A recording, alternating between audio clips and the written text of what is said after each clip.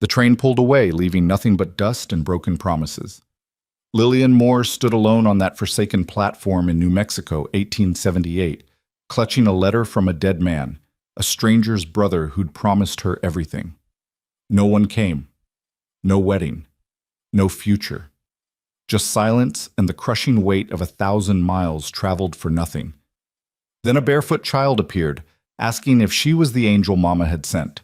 What happened next would set a ranch on fire, bring a broken cowboy back to life, and prove that sometimes the wrong destination leads you exactly where you belong.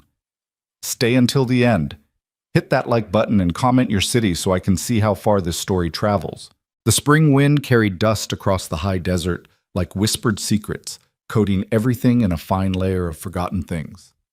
Lillian Moore felt it settle on her traveling dress, a deep blue wool that had seemed so practical back in Boston, but now felt suffocating under the relentless New Mexico sun. She stood on the wooden platform, her leather trunk beside her, one gloved hand shading her eyes as she scanned the empty landscape for any sign of movement. The train's whistle echoed one final time as it disappeared around the bend, leaving her in a silence so complete it pressed against her ears. She had imagined this moment 100 times during the 2-week journey west. In every version, there had been someone waiting, a man with kind eyes, perhaps nervous, holding his hat in weathered hands. Words of greeting, an apology for any delay. The beginning of the life she'd been promised in carefully written letters that smelled of tobacco and hope. Instead, there was nothing. The platform was little more than a raised section of planking beside the tracks, weathered gray by sun and wind. A small shelter with a sagging roof offered shade, but Lillian couldn't bring herself to move toward it. Moving would mean accepting that this was real, that she had traveled 1,800 miles to meet a man who wasn't coming. She pulled the letter from her reticule for the dozenth time that day, unfolding the creased paper with trembling fingers. The handwriting was neat, almost elegant, so different from the rough cowboys and prospectors she'd seen through the train windows. Miss Moore, I cannot promise you luxury, but I can promise you honest work, a home, and a partnership built on mutual respect. The West is hard, but it rewards those brave enough to meet it head-on. If you are willing, take the train to Cimarron Station. I will be there to meet you on April 12th. We can be married by the justice of peace in town, and I will spend the rest of my days ensuring you never regret your courage. Yours, in anticipation, Thomas Hale. April 12th. Today. She had checked and rechecked the date obsessively, terrified of missing the meeting by even a day. But she was here. She had kept her part of the bargain. Thomas Hale had not. Miss? You waiting on someone? Lillian startled, turning to find an elderly man in a station master's vest watching her from the shelter's shadow. His face was creased like old leather, eyes sharp despite his years. Yes, she managed, her throat tight. Thomas Hale. Do you know him? Has there been any message? The station master's expression shifted, something between pity and discomfort crossing his weathered features. He stepped out into the sunlight, moving with the careful deliberation of a man whose joints ached in the dry climate. Thomas Hale, he repeated slowly, as if testing the name. Can't say I know everyone in the territory, miss, but that name, it sounds familiar somehow. Where's he from? I don't know exactly, Lillian admitted, feeling foolish. His letters just said he had a ranch in the territory. He told me to come here to the station, and he would meet me. The old man scratched his jaw, thinking. Well now, Cimarron Station serves a fair bit of territory. Could be he's running late. Roads are rough this time of year with the spring runoff. Creeks running high, washes mud slick. Easy for a wagon to throw a wheel or a horse to pull up lame. It was meant to be comforting, Lillian knew, but it only intensified the knot of anxiety in her chest. How long should I wait? Hard to say, miss. But if you need somewhere to sit out of the sun, the boarding house is just down the road a piece. Mrs. Henderson runs it. She's decent folk, won't charge you much for a room if you need to wait a day or two. A day or two. Lillian calculated rapidly. She had enough money for perhaps 3 nights lodging and meals, maybe 4 if she was careful. After that, she would need to wire back east for funds, which meant admitting defeat, admitting that she'd made a terrible mistake in coming here at all. Thank you, she said quietly. I'll wait a bit longer if that's all right. The station master tipped his hat. Course it is, miss. There's water in the bucket by the door if you need it. I'll be in the office if anything comes up. He shuffled back toward the small building attached to the platform, leaving Lillian alone again with the wind and the dust and the terrible growing certainty that something was very wrong. She sat on her trunk, arranging her skirts carefully, and waited. An hour passed. Then another. The sun climbed higher, turning the platform into a furnace. Lillian moved into the shade of the shelter, but it offered little relief. She drank sparingly from the water bucket, trying to make each cup last, trying not to think about what she would do when the sun set and Thomas Hale still hadn't come. She had been so careful, so methodical in her planning. After her father's death and the loss of their small bookshop to creditors, she'd had few options. Return to her aunt's house in Philadelphia as a charity case, accept a position as a governess with a family that had made their expectations of additional duties uncomfortably clear, or answer one of the advertisements she'd seen in the matrimonial papers. Honest rancher seeks educated wife for companionship and partnership. Must be willing to embrace Western life. Age 25 to 35 preferred. The advertisement had been almost poetic in its simplicity. No false promises of wealth or luxury, just the straightforward proposition of a man who needed a partner and was willing to offer security in return. Lillian had been 28, too old by Boston standards to hope for a love match, too proud to accept charity, and too practical to believe in fairy tales. She had written carefully, honestly, explaining her situation without embellishment. She had education. Her father had insisted she learn literature and accounting both. She could manage a household, keep books, teach children if there were any. She wasn't afraid of hard work, though she admitted she knew nothing of ranch life. But she could learn. She would learn. Thomas Hale's response had come within 2 weeks, and over the next 6 months they had exchanged a dozen letters. He wrote about the land, harsh but beautiful, demanding but rewarding.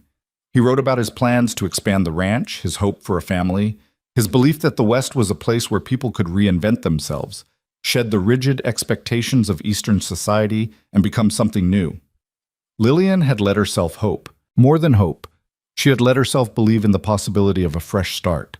A partnership built on mutual respect rather than romantic delusion. It had seemed like such a reasonable dream.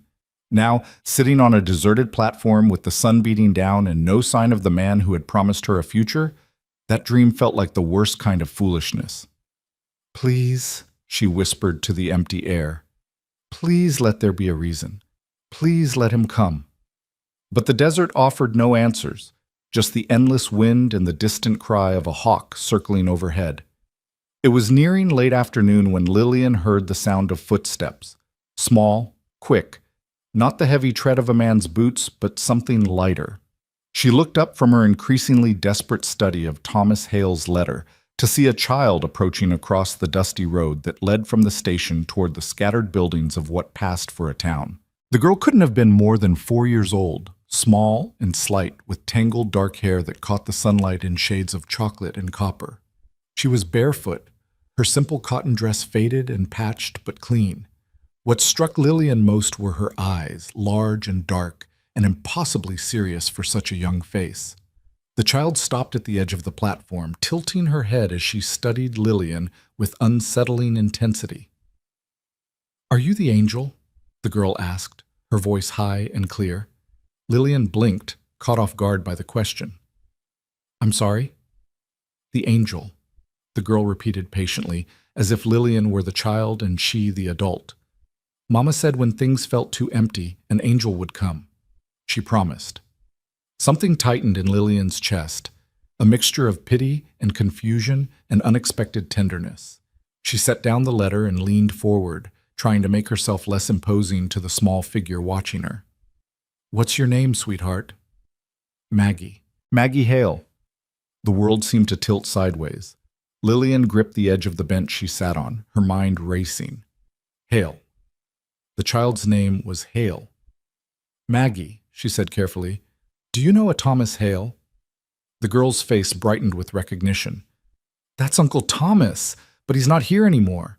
He went away with the soldiers and didn't come back. Papa says he's in heaven with Mama now." The words hit like physical blows.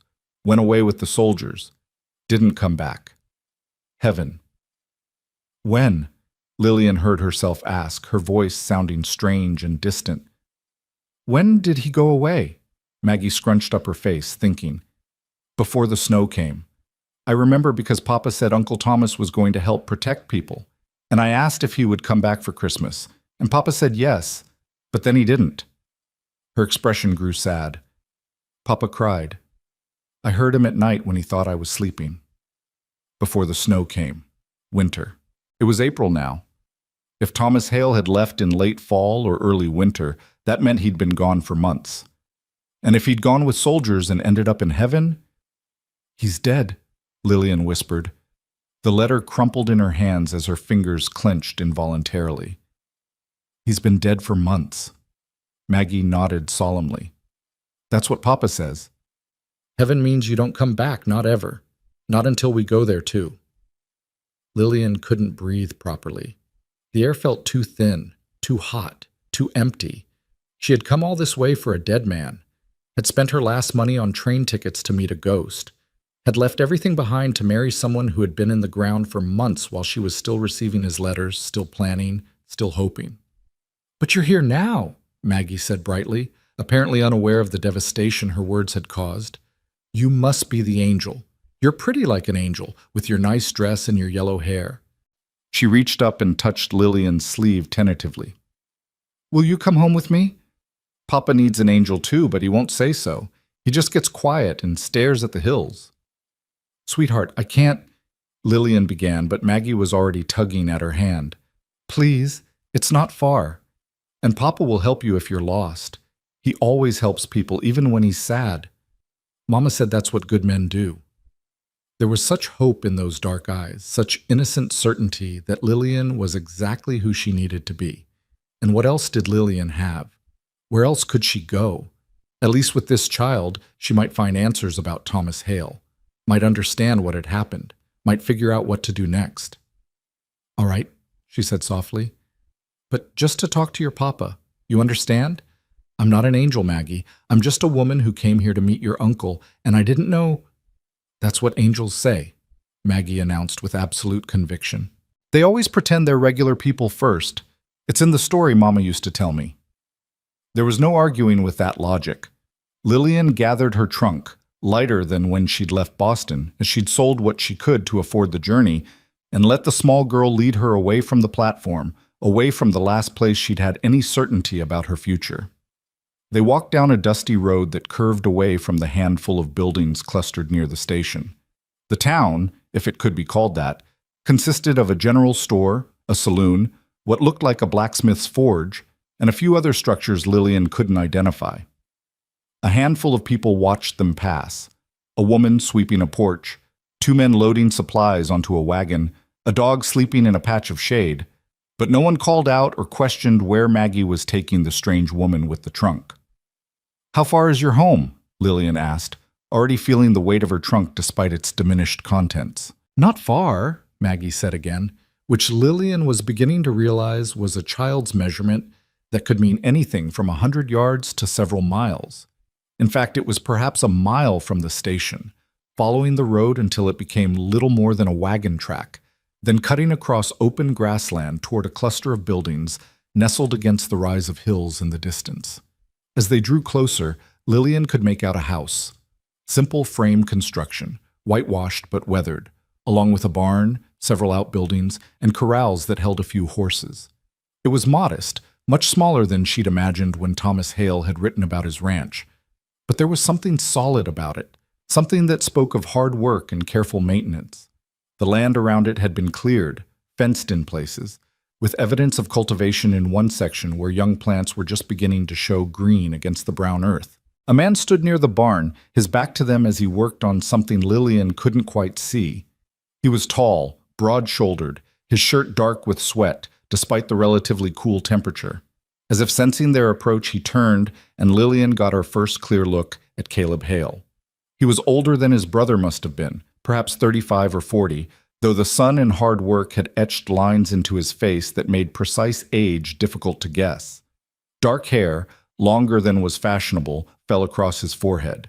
He had a strong jaw, currently shadowed with several days' worth of beard, and eyes that were the same dark shade as his daughter's, but without their innocent brightness.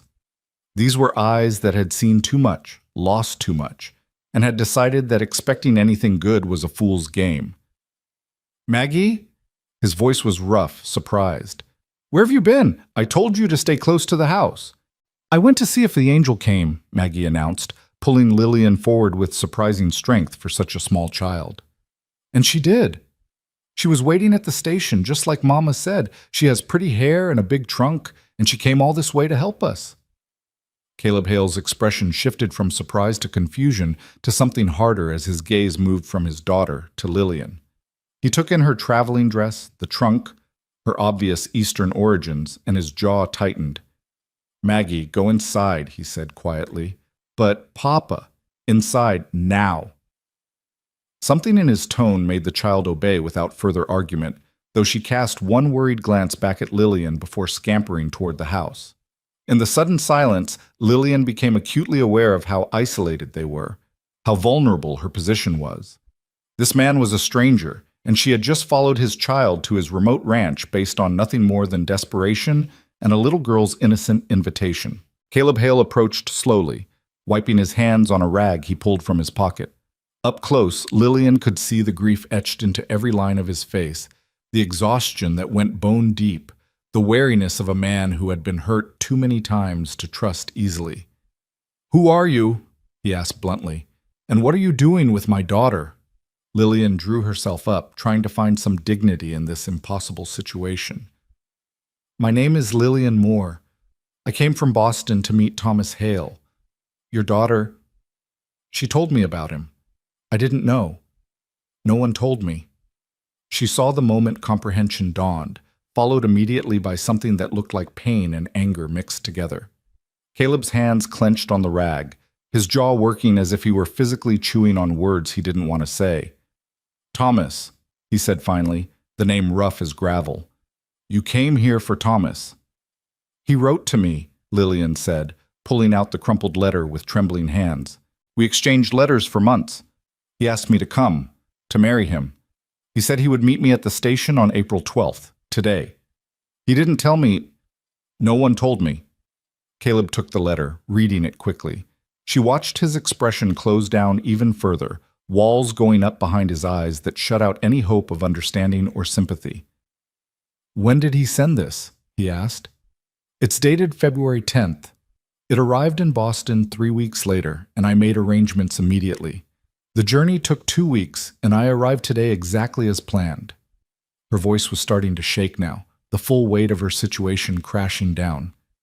"Your daughter said he's dead. Is that true?" "Yes."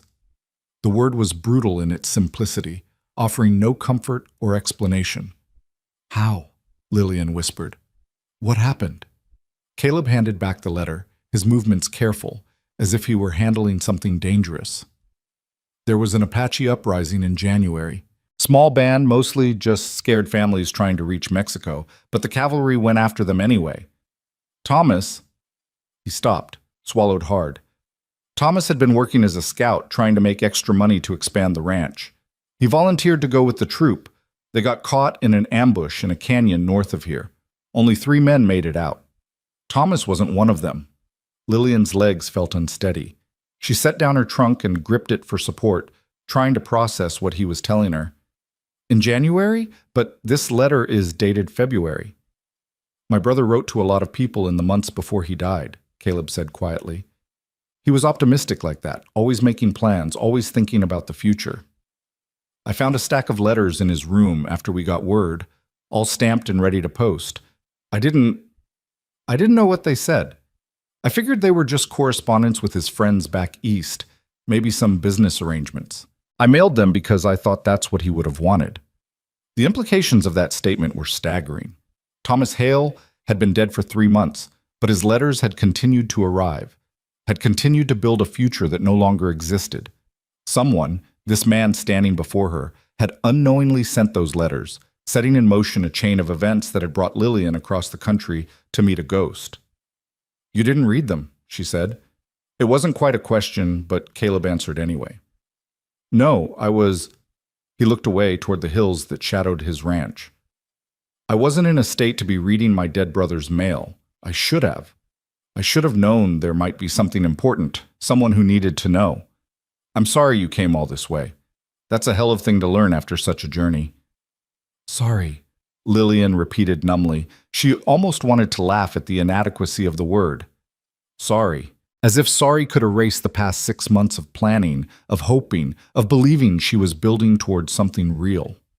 As if sorry could replace the money she'd spent on train tickets, the possessions she'd sold, the life she'd abandoned. You should stay the night, Caleb said gruffly. It's too late to make it back to town before dark, and the boarding house might not have space anyway. Mrs. Henderson's rooms fill up fast this time of year with the spring drovers coming through. I've got a spare room. It was Thomas's. You're welcome to it. Tomorrow, I'll drive you back to town, help you sort out arrangements for heading back east. It was a reasonable offer, practically generous under the circumstances. But something in Lillian rebelled at the easy dismissal, the assumption that of course she would just turn around and go back to Boston as if none of this had happened. Go back to what? The question echoed in her mind. She had nothing left in Boston. Her father was dead, their shop sold, her few friends scattered to their own marriages and families. Her aunt had made it clear that Lillian's continued presence would be tolerated but not welcomed. The governess position had been filled when she'd turned it down to come west. She had burned her bridges with the absolute certainty of someone who believed they were stepping into a better future. Now she stood in the ashes with nowhere to go. Miss Moore? Caleb was watching her with concern now, as if worried she might faint or become hysterical. Yes, she heard herself say. Yes, thank you. I would appreciate a place to stay tonight. He nodded, picking up her trunk as if it weighed nothing. Come on then. Maggie will be bouncing off the walls wanting to talk to you, but I'll try to keep her from pestering you too much. She doesn't understand about strangers and proper behavior sometimes. Lost her mother 2 years ago, and it's just been the two of us since. She doesn't remember how ladies are supposed to act around company. It's all right, Lillian said softly. She seems like a sweet child. Something flickered across Caleb's face, pride maybe, or grief, or both tangled together. She is. Too sweet for this hard life sometimes. She still thinks angels come when you need them and prayers get answered like letters in the mail. I don't have the heart to tell her different. They walked toward the house in silence, Lillian's mind churning with too many thoughts to settle on any single one. The house was larger up close than it had appeared from a distance, though still modest by Eastern standards. 2 stories with a covered porch that wrapped around the front, offering shade and a place to sit on hot evenings. Maggie burst out the front door before they reached the steps, her earlier solemnity replaced by barely contained excitement. Papa, she's really here. The angel is really here. I told you Mama's promise would come true. Maggie, she's not... Caleb began, but Lillian surprised herself by interrupting. My name is Lillian, she said gently, crouching down to the child's level. You can call me Miss Lillian if you'd like, and I'm going to stay for a little while just to rest and figure some things out. Is that all right with you? Maggie nodded so vigorously her tangled hair flew around her face. Yes, it's perfect. You can stay in Uncle Thomas's room. It has a window that looks at the hills, and sometimes you can see deer in the morning. And I can show you my rock collection and the kittens in the barn and where Mama's garden used to be before Papa let it go wild because he doesn't know about flowers. That sounds wonderful, Lillian said, and was surprised to find she meant it. There was something healing about this child's enthusiasm, her absolute certainty that everything was going to be all right now that Lillian had arrived. If only it were that simple. Caleb carried her trunk inside, and Lillian followed, stepping over the threshold into a life she had never planned for, a future that looked nothing like what she'd imagined, but was somehow, impossibly, the only option she had left. The house was neat, but obviously lacking a woman's touch. The main room served as kitchen, dining area, and sitting room all in one, with a large stone fireplace dominating one wall. The furniture was simple but well made, a table with 4 chairs, a pair of rocking chairs near the fireplace, shelves lined with books, and a few decorative items that must have belonged to Caleb's wife. Everything was clean but spare, as if the inhabitants had stopped caring about comfort and focused only on survival. Maggie, show Miss Moore upstairs, Caleb said, setting down the trunk. I'll be outside finishing the fence repair. Supper's in about 2 hours. Nothing fancy, just stew. You're welcome to join us or rest in your room, whichever suits you.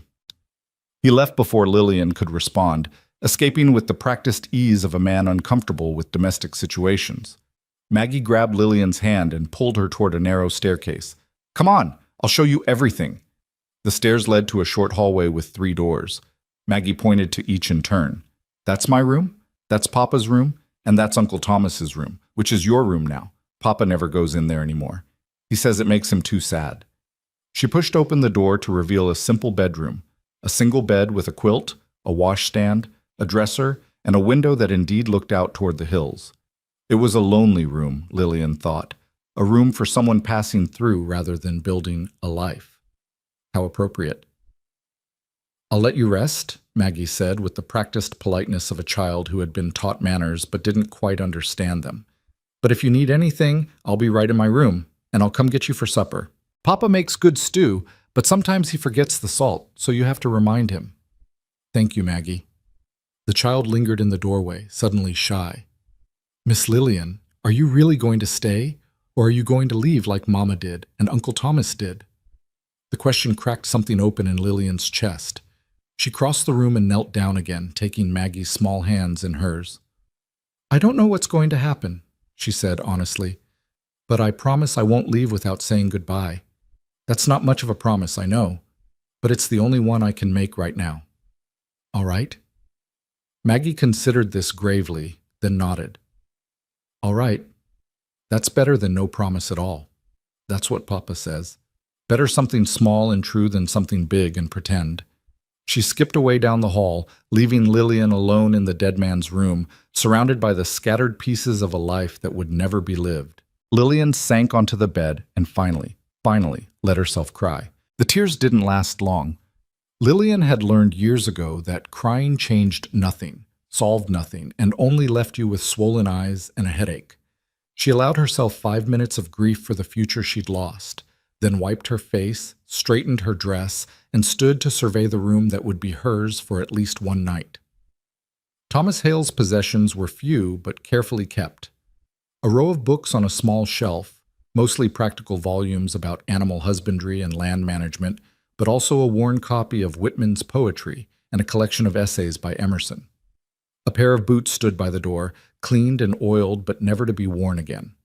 On the dresser sat a leather journal, closed, with a pen laid across it. Lillian's fingers itched to open that journal, to read the private thoughts of the man who had promised her a future and then died before delivering it. But that felt like a violation too far. Whatever Thomas Hale had written was between him and the silence now. She unpacked her trunk methodically, hanging her few dresses in the narrow wardrobe, arranging her toiletries on the washstand, placing her own small collection of books beside Thomas's.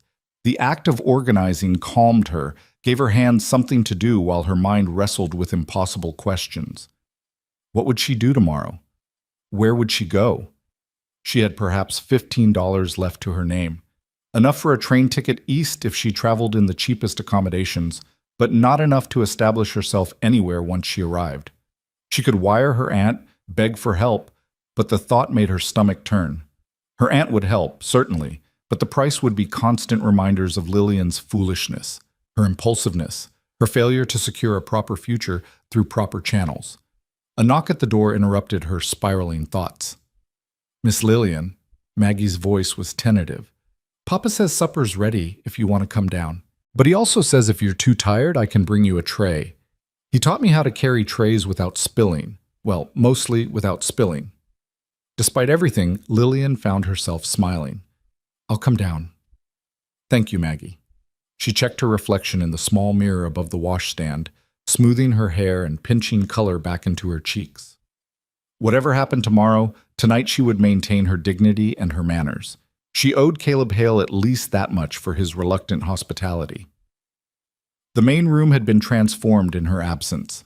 The table was set with mismatched but clean dishes, and a large pot of stew sat steaming in the center. Caleb had changed his shirt and made some attempt to tame his hair, though it still fell rebelliously across his forehead.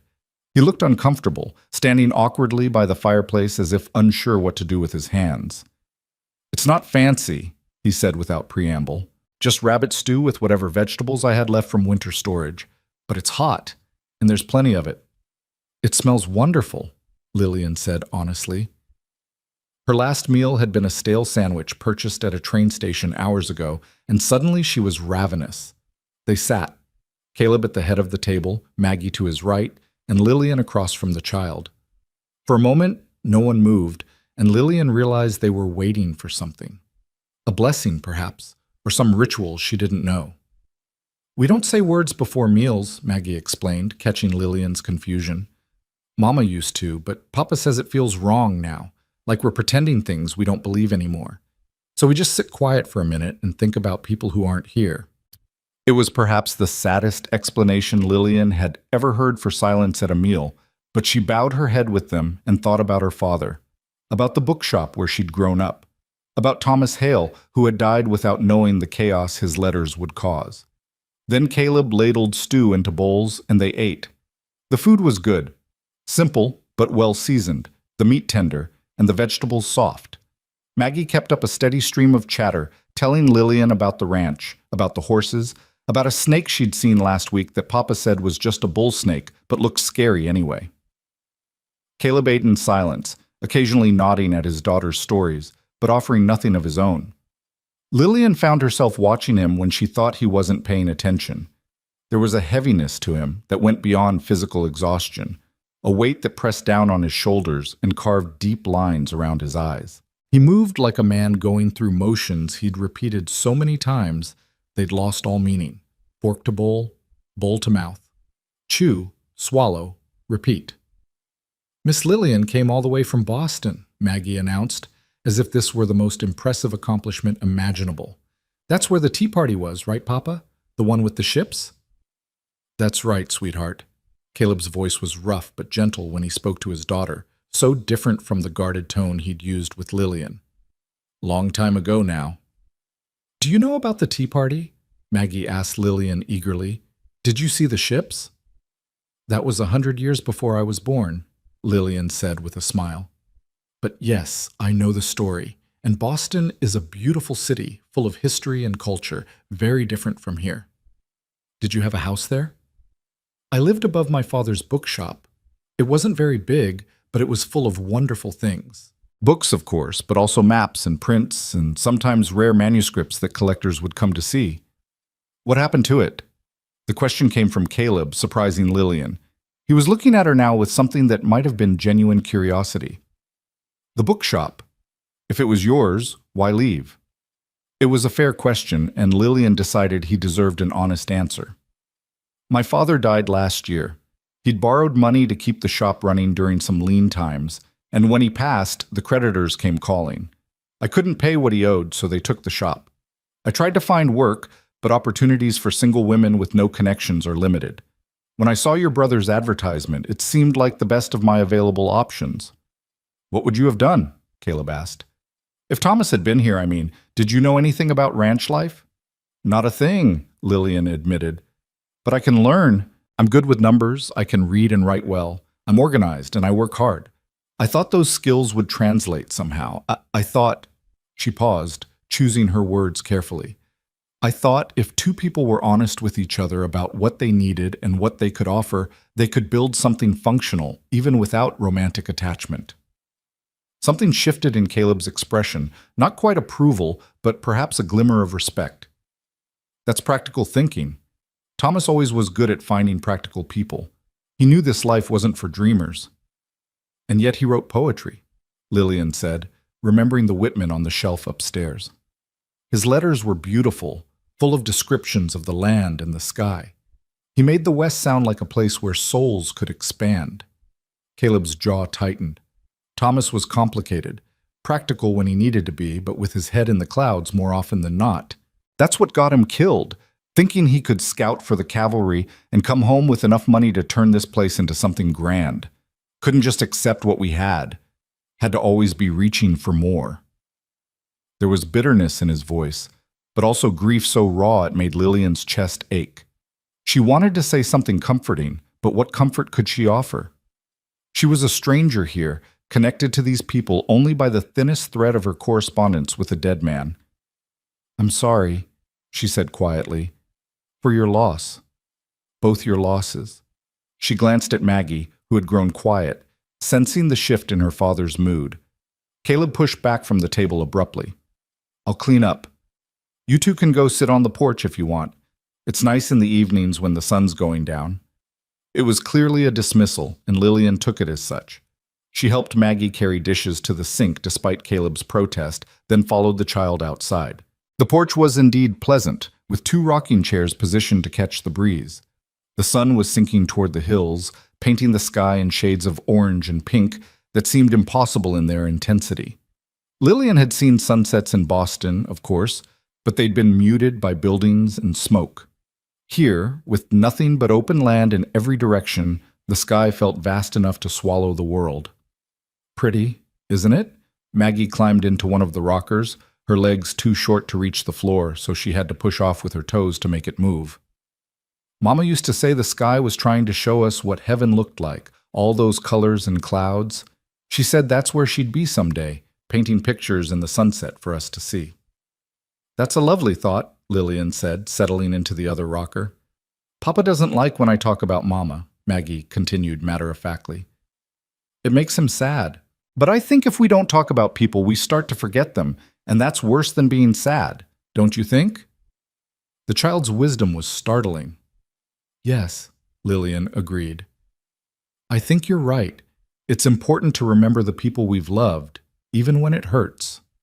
They rocked in companionable silence for a while, watching the sun sink lower. Lillian felt some of the tension ease from her shoulders.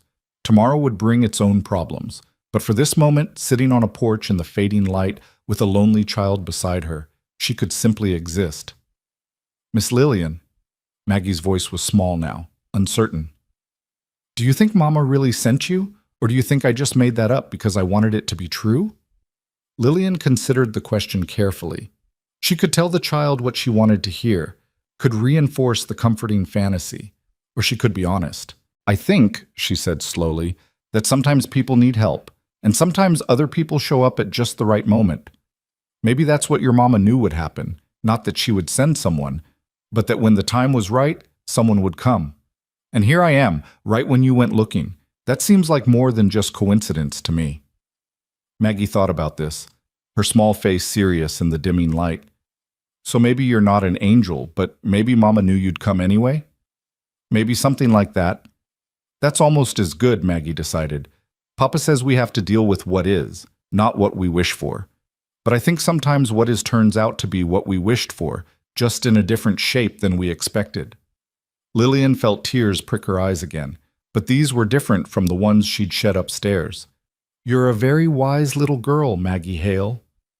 "That's what Uncle Thomas used to say," Maggie replied, pride evident in her voice. "He said I was going to be trouble when I grew up because I thought too much. But he said it like it was a good thing, like thinking too much was better than not thinking enough." They rocked and watched until the sun disappeared completely and stars began to emerge in the darkening sky. When Maggie started to yawn, Lillian suggested it was time for bed. "Will you tell me a story?" Maggie asked as they went inside. "Mama used to tell me stories every night. Papa tries sometimes, but he's not very good at it. He always forgets the middle parts and just tells me how it ends." Caleb was still at the sink, washing dishes with more attention than the task required. He glanced up as they entered, and Lillian saw something flash across his face. Hope, maybe, or relief that his daughter had found someone to fill a need he couldn't meet. "I'd be happy to tell you a story," Lillian said. "Let's get you ready for bed first." Maggie's room was small but charming, with a narrow bed covered in a colorful quilt and shelves lined with treasures, rocks and feathers, and bits of glass that caught the light. A rag doll sat propped on the pillow, its features faded but clearly beloved. The child changed into her nightgown with the unself-conscious ease of someone used to managing on her own, then climbed into bed and patted the space beside her expectantly. Lillian sat, her mind racing through stories she knew. Not fairy tales. Those seemed wrong somehow, too full of easy magic and simple solutions. Not religious parables, which she suspected wouldn't be welcome in this house. Finally, she settled on a story her father had told her, about a girl who traveled far from home and learned that courage wasn't the absence of fear, but the decision to move forward despite it. Maggie listened with rapt attention, her eyes growing heavy as Lillian's voice wove through the narrative. By the time the story ended with the girl finding her way home, not to the place she'd left, but to a new place that felt like home anyway, Maggie was nearly asleep. "Miss Lillian?" she murmured drowsily. "Will you still be here tomorrow?" "Yes," Lillian promised. "I'll be here tomorrow." "Good. That's good." And then she was asleep, her small chest rising and falling with the deep, easy breathing of childhood. Lillian sat for a moment longer, looking at this child who had so easily claimed a piece of her heart. Then she carefully tucked the quilt around Maggie's shoulders, kissed her forehead gently, and slipped from the room. Caleb was on the porch now, sitting in one of the rockers with a cup of coffee in his hands. He didn't look up as Lillian emerged, but he spoke quietly. "Thank you for the story. She hasn't settled that easy in months." Lillian took the other rocker, grateful for the darkness that hid her face. "She's a lovely child. You've done well with her, considering." "Considering I have no idea what I'm doing?" Caleb's laugh was bitter. "Yeah, some days are better than others. Some days I think she'd be better off with relatives back east, with women who know how to raise girls properly. But I can't let her go. She's all I have left." "She needs you," Lillian said firmly. "And you need her. Anyone can see that. The rest, the proper manners and the hairbrushing and all of that, those things can be learned. Love can't be taught, and that child knows she's loved." Caleb was quiet for so long Lillian thought perhaps she'd overstepped. Then he said, "My wife died in childbirth, our second child. Neither of them survived. Margaret, that was my wife, Maggie's, named for her. She was so excited about giving Maggie a sibling, said the ranch felt too quiet with just one little voice. And then she was gone, and the baby was gone, and there was just Maggie and me and this enormous silence that felt like it would swallow us both." "I'm so sorry," Lillian whispered. "Thomas helped. He moved in after Margaret died, said he wasn't leaving me alone to raise a 2-year-old while trying to keep the ranch running. He was always better with words than me, better at making Maggie smile, better at filling up the quiet spaces. And then he left with that cavalry unit, and I couldn't stop him because we needed the money and he wanted to help, and I thought..." His voice cracked. "I thought he'd come back. He was supposed to come back." The grief in his voice was overwhelming, and Lillian found herself reaching across the space between the rockers to touch his arm. He flinched at first, then stilled, as if the simple human contact was both painful and necessary. "I found his letters after," Caleb continued. "Must have been 20 of them, all sealed and addressed. Most were to friends, a few business contacts, and one to you. I saw the name, Miss Lillian Moore, Boston, Massachusetts, and I thought maybe you were a cousin or an old family friend. I never thought he'd go looking for a wife without telling me." "Why would he keep it secret?" Lillian asked. Caleb was quiet again, thinking. Pride, maybe. Or fear that I'd try to talk him out of it. Thomas knew I was barely holding things together. Maybe he thought if he could bring home a wife, someone to help with the house and Maggie, it would ease the burden. He was always trying to fix things, to make everything better, couldn't stand to see people struggling. "He sounds like he was a good man." "He was. Too good for his own welfare sometimes. The world isn't kind to good men." They sat in silence, rocking slowly, the night sounds of the ranch surrounding them, horses shifting in the corrals, an owl calling from somewhere in the darkness, the whisper of wind through grass. "What will you do?" Caleb asked eventually. "Tomorrow, I mean. I'll take you into town, help you arrange passage back east. If you're short on funds, I can loan you enough for the ticket. You can pay me back when you're settled." It was a generous offer, more than generous, considering he owed her nothing. But the thought of accepting it, of being indebted to yet another person, of crawling back to Boston with her tail between her legs, made something in Lillian rebel. "I don't know," she said honestly. "I keep trying to imagine going back, and I can't picture it. There's nothing there for me anymore. But there's nothing here either, or there wasn't supposed to be. I don't know what I'm meant to do with a future I never planned for." "That's the West for you," Caleb said with dark humor.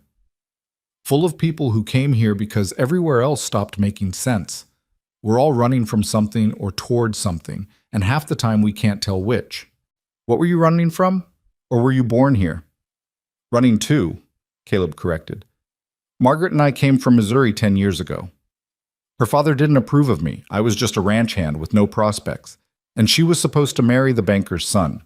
So we took what money we had and came out here where nobody cared who we'd been before. Built this place from nothing, one fence post and one head of cattle at a time. It was hard, but it was ours, you know. We were building something that mattered. And Thomas? He followed us a few years later, couldn't make a go of it back home, and figured if we could do it, so could he.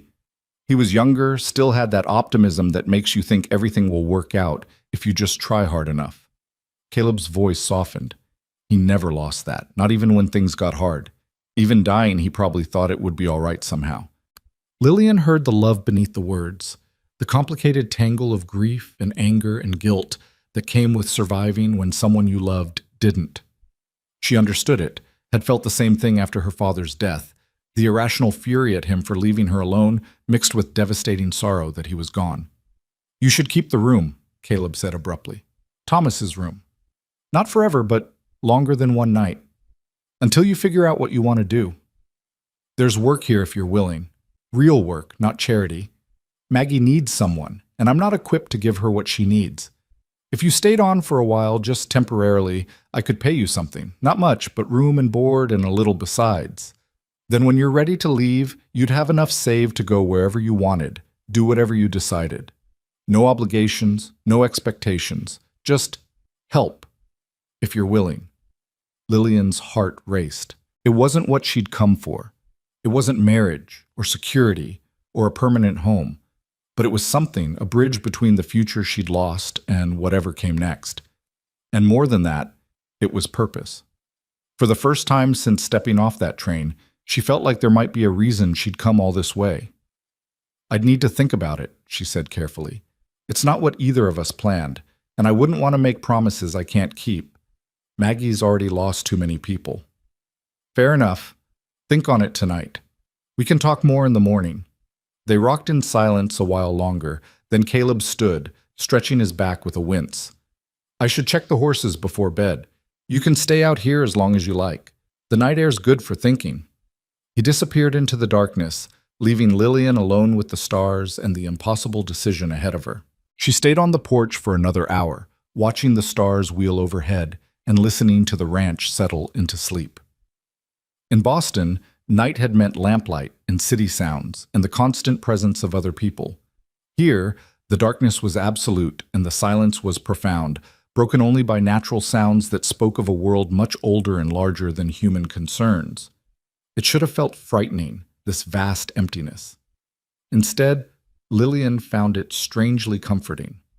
Here, in this place where no one knew her past or had expectations about her future, she could be whoever she chose to be. Not someone's daughter or someone's almost bride, not a burden or a charity case, but simply herself, competent, capable, choosing her own path. When she finally went inside, the house was dark except for a lamp left burning low on the kitchen table. Lillian carried it upstairs carefully, mindful of the sleeping child and the man who had offered her more than he needed to. In Thomas Hale's room, in her room now, at least for tonight and possibly longer, she changed into her nightgown and sat on the bed with the leather journal she'd noticed earlier. She still felt it would be wrong to read it, but she opened it to the first page just to see his handwriting, to connect in some small way with the man who had brought her here. The first entry was dated 3 years earlier, just a few lines about arriving at the ranch and beginning work on expanding the barn. Ordinary observations, nothing profound. Lillian flipped to the last entry, dated a week before Thomas left with the cavalry unit. Tomorrow I leave to scout for Captain Henderson's troop. Caleb thinks I'm crazy, and maybe I am. But the ranch needs capital, and this is honest work that pays well. Besides, it's only for a few weeks. I'll be back before the spring planting, with enough money to finally buy that breeding bull we need. Margaret would have known how to talk sense into me, but Caleb's too deep in his own grief to see past it. Someone has to push forward, has to believe things can get better. If I don't, who will? Lillian closed the journal gently and placed it back on the dresser. Thomas Hale had died trying to build a better future for the people he loved. She had come here chasing a different future, one that had turned out to be a ghost. But maybe, just maybe, there was a third future waiting, one neither of them had imagined, but that might serve them all. She blew out the lamp and lay in the darkness, listening to the foreign sounds of the ranch at night, feeling the roughness of the hand-sewn quilt beneath her fingers, breathing air that tasted of dust and distance and possibility. Tomorrow she would decide. Tonight, she would simply rest. Somewhere in the house, floorboards creaked as Caleb moved through his nighttime routine. In the room next door, Maggie made small sounds in her sleep, the contented noises of a child who believed angels came when you needed them. And Lillian, who had never believed in angels or miracles or easy answers, found herself hoping that maybe, in the strangest possible way, she had been delivered to exactly where she was meant to be. She fell asleep with that thought, and for the first time in months, she didn't dream of loss or fear or the bookshop that was no longer hers. Instead, she dreamed of sunrise over hills she'd never seen before, of small hands holding hers with trust, of a man's rough voice speaking her name with something that might, someday, become gratitude. It wasn't the dream she'd planned for, but it was a dream nonetheless, fragile and new and entirely her own. Morning came with the sound of roosters and the smell of coffee brewing. Lillian woke disoriented, momentarily forgetting where she was until she saw the unfamiliar ceiling and felt the texture of the quilt beneath her hands. Thomas Hale's room. New Mexico. A life that made no sense but was somehow hers anyway. She dressed quickly in a simple gray work dress, braided her hair into a practical plait, and went downstairs to find Caleb already at the stove, frying eggs in a cast-iron skillet. He glanced up when she entered, his expression unreadable in the early light. "Coffee's hot," he said, nodding toward the pot. "Cups are in the cupboard by the window. Maggie's still asleep. She usually doesn't wake until the sun's full up." Lillian poured herself a cup and stood awkwardly by the table, unsure of the protocol. Was she a guest? An employee? Something else entirely? "Sit," Caleb said, apparently reading her uncertainty. "No point standing on ceremony. If you decide to stay, we'll all be eating together anyway.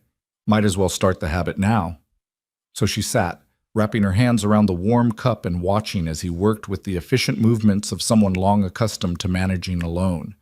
The eggs sizzled, bread toasted on the stovetop, and within minutes he'd assembled 2 plates of food that he set on the table. "You thought about my offer?" he asked, cutting straight to the heart of things as he sat down across from her. "I did." Lillian took a breath, steadying herself. "I'd like to accept, at least for a trial period. A month, maybe? That would give both of us time to see if the arrangement works. If it does, we can discuss extending it. If it doesn't, I'll have saved enough for train fare and won't feel like I'm leaving you in the lurch." Something that might have been relief crossed Caleb's face. "A month's fare. I'll pay you $5 a week plus room and board. That's more than most household help gets, but you'll be doing more than housework. Maggie needs teaching, reading, writing, numbers. She's bright, but she needs structure. And the ranch books are a mess since Margaret died. If you're as good with figures as you say, that alone would be worth keeping you on." "That's generous," Lillian said, surprised. "More than generous." "It's practical," Caleb corrected. "I need help, you need work. Fair trade, nothing more to it than that." They ate in silence for a few moments, and then Lillian asked, "What exactly would you want me to do? Beyond Maggie's lessons and the books, I mean. I should know what I'm agreeing to." Caleb considered, chewing thoughtfully. "House needs a woman's attention. Proper cleaning, mending, that sort of thing. Garden's gone to seed and could use planting if you know anything about vegetables. Maggie needs watching when I'm out working the herd, needs someone to talk to who isn't her grieving father. And I suppose you'll want to learn some ranch skills. How to handle horses, shoot a rifle, things that'll keep you safe out here." "Shoot a rifle?" Lillian repeated, uncertain if he was serious. "This isn't Boston," Caleb said flatly. "Rattlesnakes, coyotes, occasionally worse things. You need to know how to protect yourself and Maggie if I'm not around. I'll teach you the basics. You don't need to be a sharpshooter, just competent enough to hit what you're aiming at." The reality of what she was agreeing to settled over Lillian like a weight. This wasn't going to be some genteel governess position where her biggest concern was proper tea service. This was survival, plain and hard, in a place that demanded toughness she wasn't sure she possessed. "All right," she said quietly, "teach me what I need to know." Caleb nodded, apparently satisfied. "We'll start with the books today, let you get your bearings. Tomorrow I'll show you around the property proper, introduce you to the horses. Day after that, we'll work on shooting. No point rushing. You'll pick it up as you go." Footsteps on the stairs announced Maggie's arrival. She appeared in the doorway, hair tangled and nightgown twisted, her face lighting up when she saw Lillian. "You stayed!" she exclaimed, rushing over to wrap her arms around Lillian's waist. "I was afraid I'd wake up, and you'd be gone like it was just a dream." "I stayed," Lillian confirmed, smoothing the child's wild hair. "In fact, I'm going to stay for a while longer. Your father has asked me to help around the ranch and with your lessons. Would that be all right with you?" Maggie's response was to squeeze tighter, her small body trembling with what might have been relief or joy, or both. Over her head, Lillian caught Caleb watching them with an expression that made her chest ache. Longing mixed with pain, as if he wanted desperately to be the one his daughter ran to, but couldn't quite bridge the gap his grief had created. "Let Miss Lillian breathe, sweetheart," he said gently. "Go get dressed and come have breakfast. We've got a full day ahead." The morning passed in a blur of activity. After breakfast, Caleb showed Lillian to a small room off the kitchen that served as an office. The desk was buried under papers, receipts, ledgers, letters, bills, all jumbled together in a chaos that made Lillian's organized mind recoil. "Margaret handled all this," Caleb explained, looking embarrassed. "She had a system, knew where everything was. After she died, I kept throwing papers here and hoping they'd sort themselves. I know what I owe and roughly what's owed to me, but beyond that..." He trailed off helplessly. "I'll sort it out," Lillian promised, already mentally categorizing the mess. "It might take a few days, but I'll get everything organized and show you where you stand financially. There's money in the bank in town," Caleb added. "Not much, but enough to keep us going through next winter if we're careful.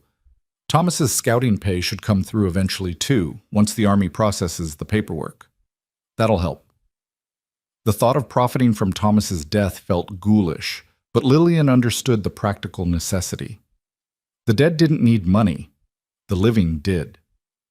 She spent the rest of the morning working through the papers while Maggie played quietly nearby, sorting buttons into piles by color and size. The child was indeed bright, with a natural affinity for organization that reminded Lillian of herself at that age. "Can you read, Maggie?" Lillian asked during a break. "A little. Mama was teaching me and Uncle Thomas helped sometimes. But nobody's had time since they left." There was no accusation in her voice, just a statement of fact that somehow made it worse. "Well, we'll make time now," Lillian said firmly. "Every afternoon after lunch, we'll have lessons. Reading, writing, arithmetic, maybe some geography and history too. Would you like that?" Maggie's face glowed. "Really? Real lessons like town children get?" "Better than town lessons," Lillian promised. "We'll make them interesting." Around noon, Caleb came in dusty and tired, having spent the morning repairing fence line. Lillian fixed a simple lunch of bread, cheese, and leftover stew, and they ate together in a companionship that was becoming almost comfortable. After lunch, true to her word, Lillian began Maggie's first lesson. They started with reading, using one of Thomas's books, a simplified collection of Aesop's fables that seemed appropriate. Maggie struggled at first, sounding out words slowly, but she was determined and made steady progress. "The tortoise and the hare," she read carefully. "The hare was very..." She looked up at Lillian for help. "Proud," Lillian supplied. "Proud." The hare was very proud of his speed. Maggie beamed at getting through the sentence. "I like this story. Mama told it to me once, but I didn't know it was in a book." They worked through the fable together, Maggie reading and Lillian helping with difficult words. By the end, the child was exhausted but happy, clutching the book to her chest like a treasure. "Can we read another tomorrow?" "Every day," Lillian promised. "Now go play outside for a bit while I help your father with something." Maggie skipped out, and Lillian returned to the office where Caleb was attempting to make sense of a feed bill. She worked beside him for the next several hours, explaining her organizational system and showing him how to track expenses properly. "You're good at this," he said, watching her neat columns of figures. "Better than Margaret even, and she was sharp with numbers." "My father insisted I learn bookkeeping," Lillian explained. "He said numbers don't lie, and anyone who handles money needs to respect that truth." Smart man. He was. I wish... She stopped, surprised by the sudden tightness in her throat. I wish he could have seen me now, doing something useful with what he taught me. Caleb was quiet for a moment, then said, Thomas would have liked you. He always said he wanted someone who could challenge him, keep him honest, someone with their own mind. I wish I could have met him, Lillian said softly. The real him, I mean, not just the person in letters. He was... Caleb struggled for words. He was the kind of person who made you believe things could get better. Even when everything was falling apart, he'd find something to be optimistic about. It was annoying sometimes, that relentless hope, but mostly it was necessary. I needed that, especially after Margaret, and now he's gone and I don't... He stopped, jaw working. Lillian reached over and touched his hand briefly, the same gesture she'd made on the porch the night before. You don't have to be him. You just have to be you, doing your best. That's enough. Caleb pulled his hand away, not unkindly, but as if the comfort was too much to bear. We should finish these bills before supper. They worked in silence after that, but it was a different kind of silence than before, less awkward, more like two people learning to exist in the same space without filling it with unnecessary words. The days began to develop a rhythm. Mornings were for housework and ranch business, afternoons for Maggie's lessons, evenings for sitting on the porch and watching the sunset. Lillian learned where things were kept, how Caleb liked his coffee, which of Maggie's dresses needed mending. She discovered that the root cellar flooded when it rained and that the rooster was mean-tempered and would attack if you weren't careful. On the third day, Caleb took her out to meet the horses properly. There were 6 of them, 4 working horses used for herding and hauling, and 2 riding horses, one of which had belonged to Thomas. This is Copper, Caleb said, introducing her to a reddish-brown mare with gentle eyes. She was Thomas's favorite. Good-natured, steady, won't spook easy. She'd be a good mount for you if you're willing to learn to ride. Lillian had never been on a horse in her life, but she approached Copper cautiously, letting the mare sniff her hand before attempting to stroke her neck. The horse was warm and solid, and something about her calm presence was reassuring. She likes you, Caleb observed. That's a good sign. We'll start riding lessons next week once you're more settled in. He showed her the rest of the barn, explaining the daily care the horses needed and how to recognize signs of illness or injury. It was overwhelming, but Lillian took mental notes, determined to learn. That afternoon, he kept his promise about the rifle. They set up targets behind the barn, old bottles balanced on fence posts, and Caleb pulled out a weathered Winchester rifle. This was Margaret's, he said, handing it to Lillian. Lighter than mine, easier for you to handle. She was a good shot, used to hunt rabbits for the stew pot. The rifle was heavier than Lillian expected, awkward in her unpracticed hands. Caleb stood behind her, adjusting her stance, showing her how to brace the stock against her shoulder, how to sight down the barrel, how to breathe and squeeze the trigger rather than jerking it. It's going to kick, he warned. Don't let it scare you, just stay steady. Lillian focused on the nearest bottle, trying to remember everything he'd told her. She squeezed the trigger and the rifle cracked loud enough to make her ears ring. The bullet went wide, hitting the fence post several feet from the target. Not bad for a first try, Caleb said. Try again. Remember to breathe. She tried 5 more times, missing every shot but getting progressively closer. Her shoulder ached from the recoil, and her ears were still ringing, but there was something satisfying about the challenge, about learning a skill so foreign to everything she'd known in Boston. We'll practice every few days, Caleb said, taking back the rifle. You're not hopeless. That's something. Most people flinch on the first shot and won't try again. It was perhaps the closest thing to a compliment he'd given her, and Lillian found herself ridiculously pleased by it. That evening, as she sat on the porch with Maggie curled against her side, Lillian felt something she hadn't felt since before her father died, a sense of purpose, of belonging somewhere, of being needed. It wasn't the life she'd planned, wasn't the security or partnership she'd imagined, but it was real and solid and hers. Miss Lillian, Maggie's sleepy voice interrupted her thoughts. Are you happy here? Lillian considered the question carefully. I think I might be, she said honestly. It's different from anything I've known, but different isn't always bad. Are you happy I'm here? So happy, Maggie murmured. Papa's different when you're around. Less quiet in the sad way, more quiet in the peaceful way. I like peaceful better. Before Lillian could respond, Caleb emerged from the house, and Maggie perked up. Papa, tell Miss Lillian about the time you and Mama saw the bear.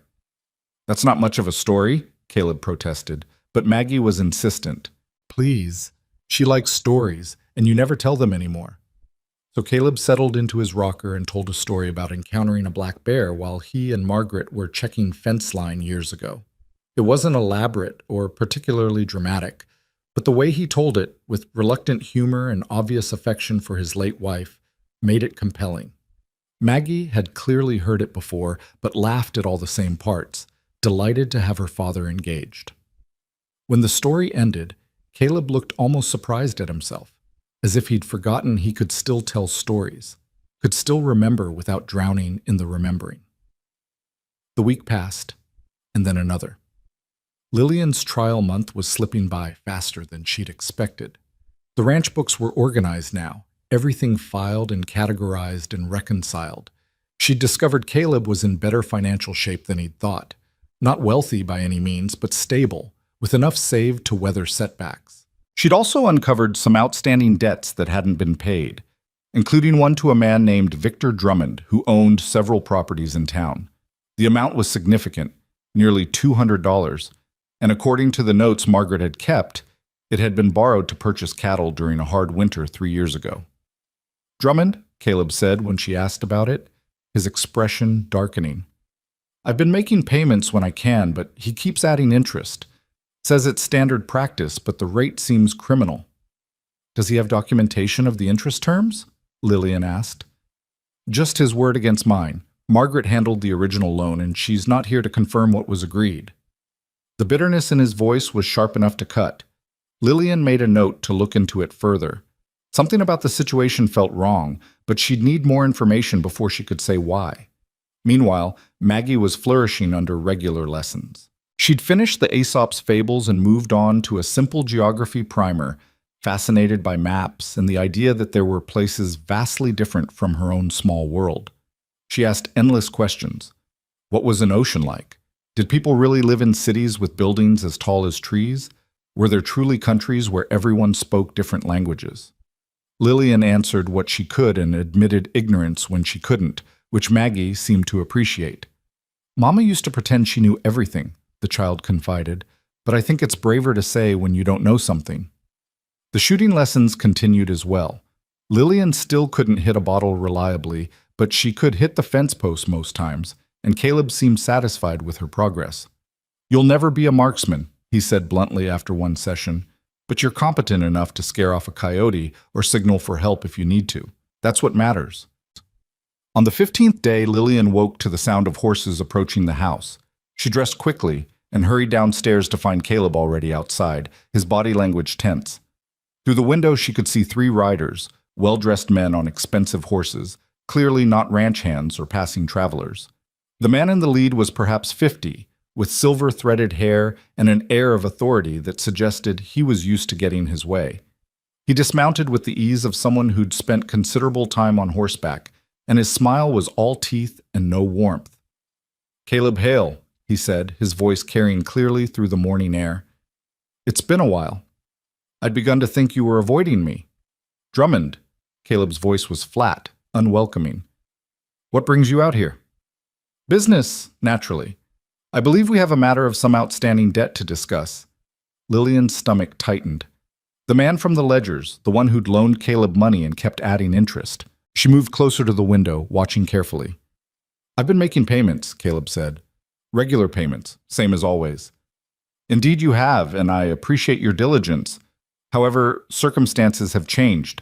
I'm consolidating my investments, and I'm afraid I need to call in my loans, all of them, immediately."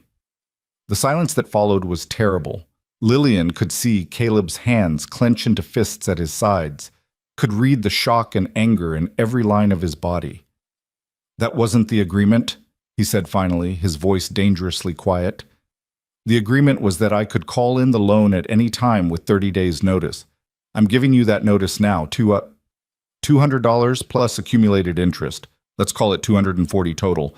Due in full by, Drummond made a show of calculating, May 20th. That gives you more than 30 days, actually. I'm being generous. That's impossible. You know I don't have that kind of cash on hand. Then I suggest you find it. Sell some cattle, perhaps, or mortgage the property.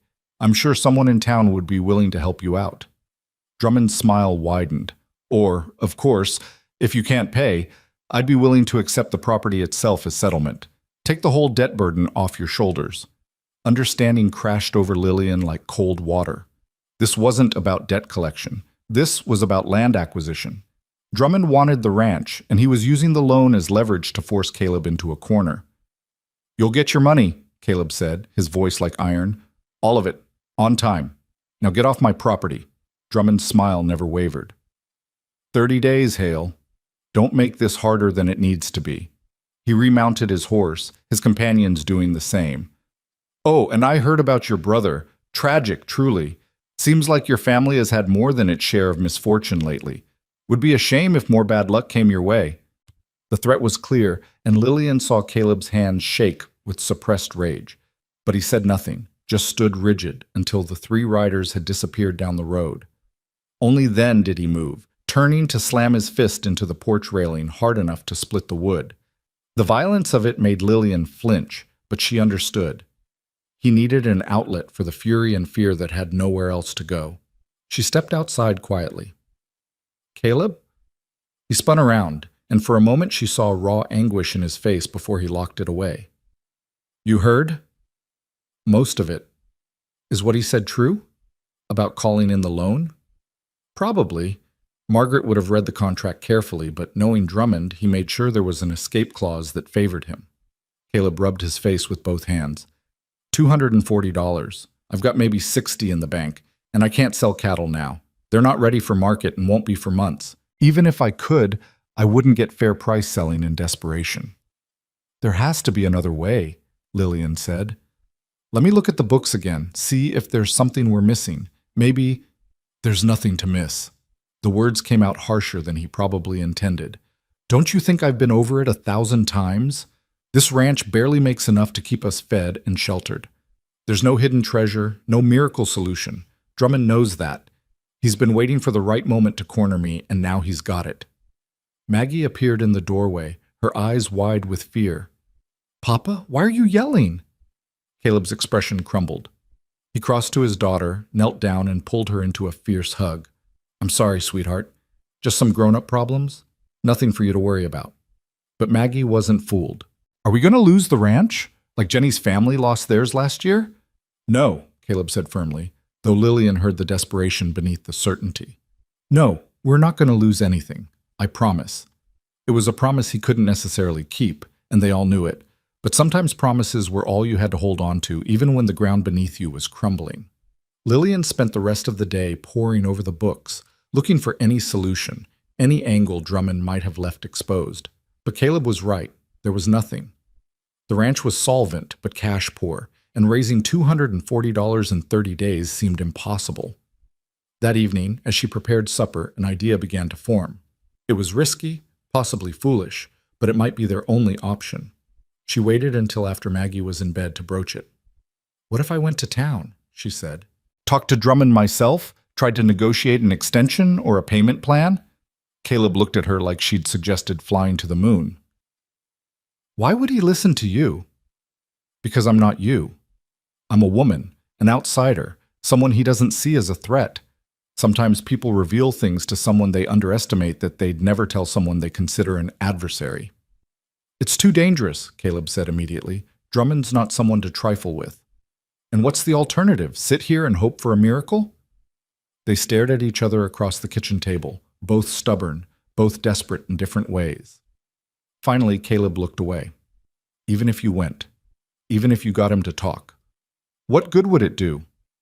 Information is power, Lillian said firmly. Right now he has all the cards because we don't know what he's really after or what he's willing to accept. If I can learn more about his situation, his plans, maybe we can find leverage. It's worth trying. Caleb was silent for a long time. Then he said, If you're determined to do this, I'm coming with you. That defeats the purpose. He'll be on guard if you're there. I don't care. You're not going alone. There was finality in his voice that Lillian recognized. She could push, but she'd lose. Fine, we'll both go. Tomorrow. They rode into town in the morning, leaving Maggie with Mrs. Henderson at the boarding house. The woman had been delighted to hear Lillian was staying on at the ranch, and she agreed to watch the child without question. Drummond's office was on the main street, above the general store. The sign read, Drummond Land and Cattle Company, which Lillian found grimly appropriate. Inside, a clerk directed them to wait. They sat in uncomfortable chairs, and Lillian used the time to study the office. Maps on the walls showed property lines, with certain parcels marked in red. She noticed that Caleb's ranch was among them, along with several other small holdings in the area.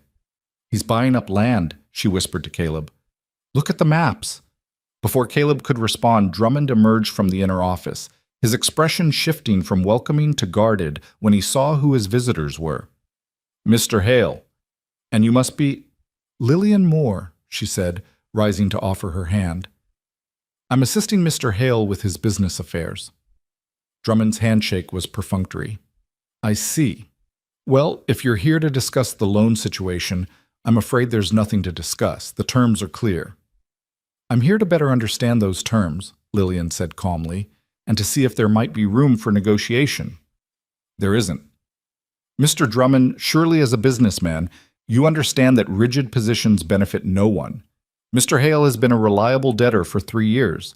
Calling in the loan now during a season when cash flow is necessarily limited seems counterproductive. Wouldn't a reasonable payment plan serve your interests better than forcing a sale that might not recover the full amount?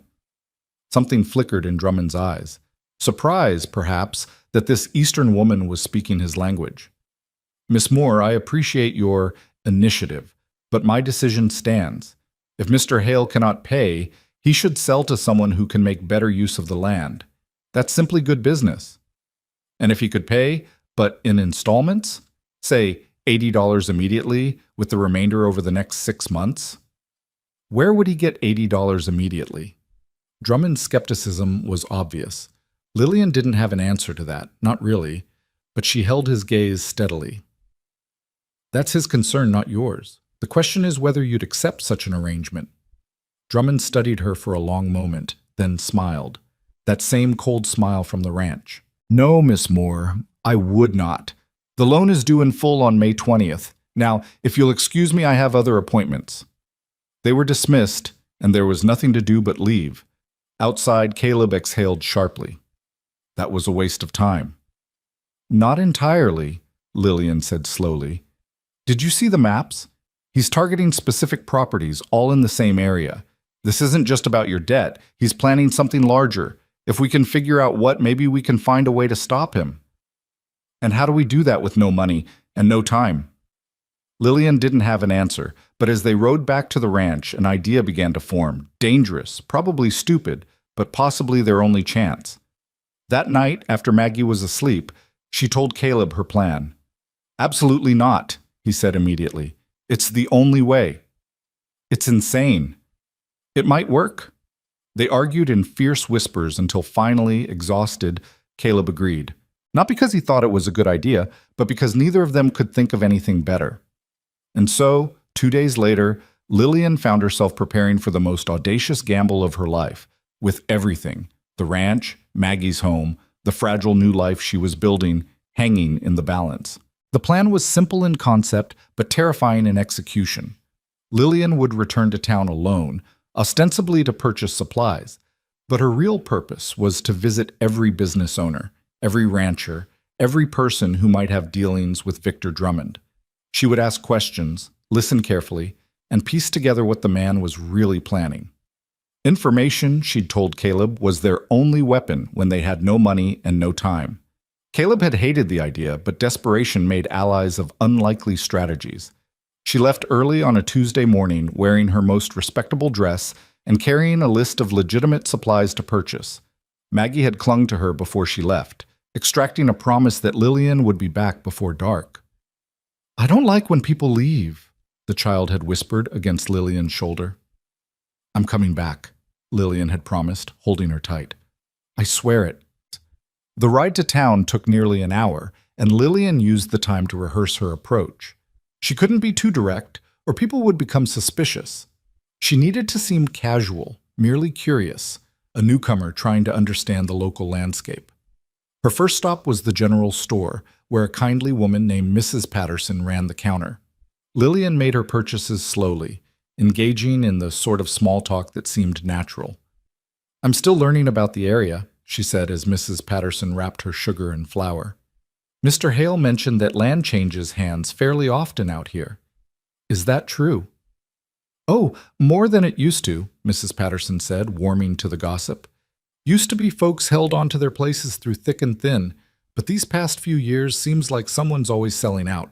Hard times, you know. Cattle prices down, water scarce.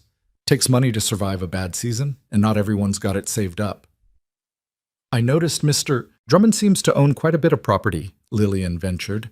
Mrs. Patterson's expression shifted, becoming more guarded. "That he does?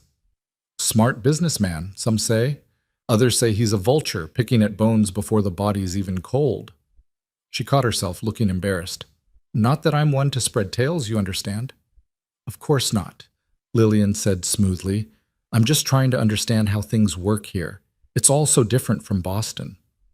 "Well, if you want my advice, stay clear of Drummond's business.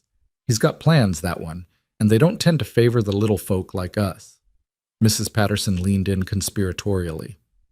"I've heard he's been talking to railroad men, something about a new spur line coming through, though nobody knows for sure where it'll run. If you're smart enough to buy land in the right spot before the railroad announces their route—" She trailed off meaningfully. Railroad. The word clicked something into place in Lillian's mind. If Drummond was accumulating land along a future railroad route, those properties would increase in value exponentially.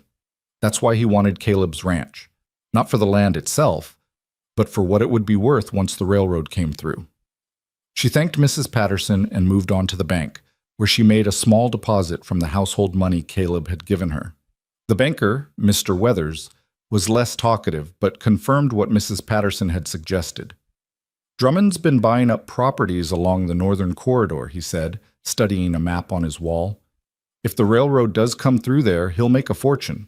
Of course, if it goes south instead, he'll have wasted considerable capital. It's a gamble, but then again, Drummond's always been a gambling man." "Does he force people to sell?" Lillian asked, trying to sound merely curious rather than desperately interested. Weathers shifted uncomfortably. "I wouldn't say force exactly, but he has ways of encouraging decisions. Outstanding loans called in unexpectedly, property taxes that suddenly come due, cattle that mysteriously sicken just before sale time. Nothing you could prove in court, mind you, just unfortunate coincidences that tend to happen to people who stand in his way." The picture was becoming clearer and more disturbing. Drummond wasn't just a shrewd businessman. He was willing to use any method necessary to acquire what he wanted. And right now, he wanted Caleb's ranch. Lillian spent the rest of the morning gathering information from various sources. The blacksmith told her about a rancher who'd lost his herd to poisoned water, though no one could prove the creek had been deliberately contaminated. The seamstress mentioned a family whose barn had burned down under suspicious circumstances. Each story painted the same picture. Drummond wanted land, and obstacles had a way of disappearing. By noon, Lillian's carefully maintained composure was beginning to crack. The scope of what they were up against felt overwhelming. This wasn't just about paying a debt. It was about standing up to a man who had power, connections, and no apparent scruples about how he used them. She was heading back to retrieve her horse when she overheard two men talking outside the saloon. One of them mentioned Drummond's name, and Lillian slowed her pace, pretending to adjust her packages while she listened. "He's got those men coming out from Denver next week," one man said. "The ones he uses when persuasion ain't enough." "What's he need them for? Thought the Hale place was already wrapped up." "It should be, but apparently Hale's got some Eastern woman helping him now. Word is she's smart, asking questions all over town. Drummond don't like complications." "What's he planning?" "Don't know specifics, but I heard him tell those men to make sure Hale understands his situation. Sometimes a man needs to see what he's got to lose before he appreciates an opportunity to walk away clean." The implication was chilling. Lillian hurried to her horse, her heart pounding. She needed to get back to the ranch. needed to warn Caleb that Drummond's patience was running out and his methods were about to become more direct. She pushed Copper harder than she should have on the ride back, arriving at the ranch in late afternoon rather than evening. Caleb was working near the barn and looked up in surprise when he heard her approach. "You're early. What happened?" Lillian dismounted quickly, words tumbling out as she recounted everything she'd learned. Caleb's expression grew darker with each revelation, his hands clenching and unclenching at his sides. "Men from Denver," he repeated when she finished. "That's what you heard?" "Yes, they're coming next week, and the implication was that they're not coming for polite conversation."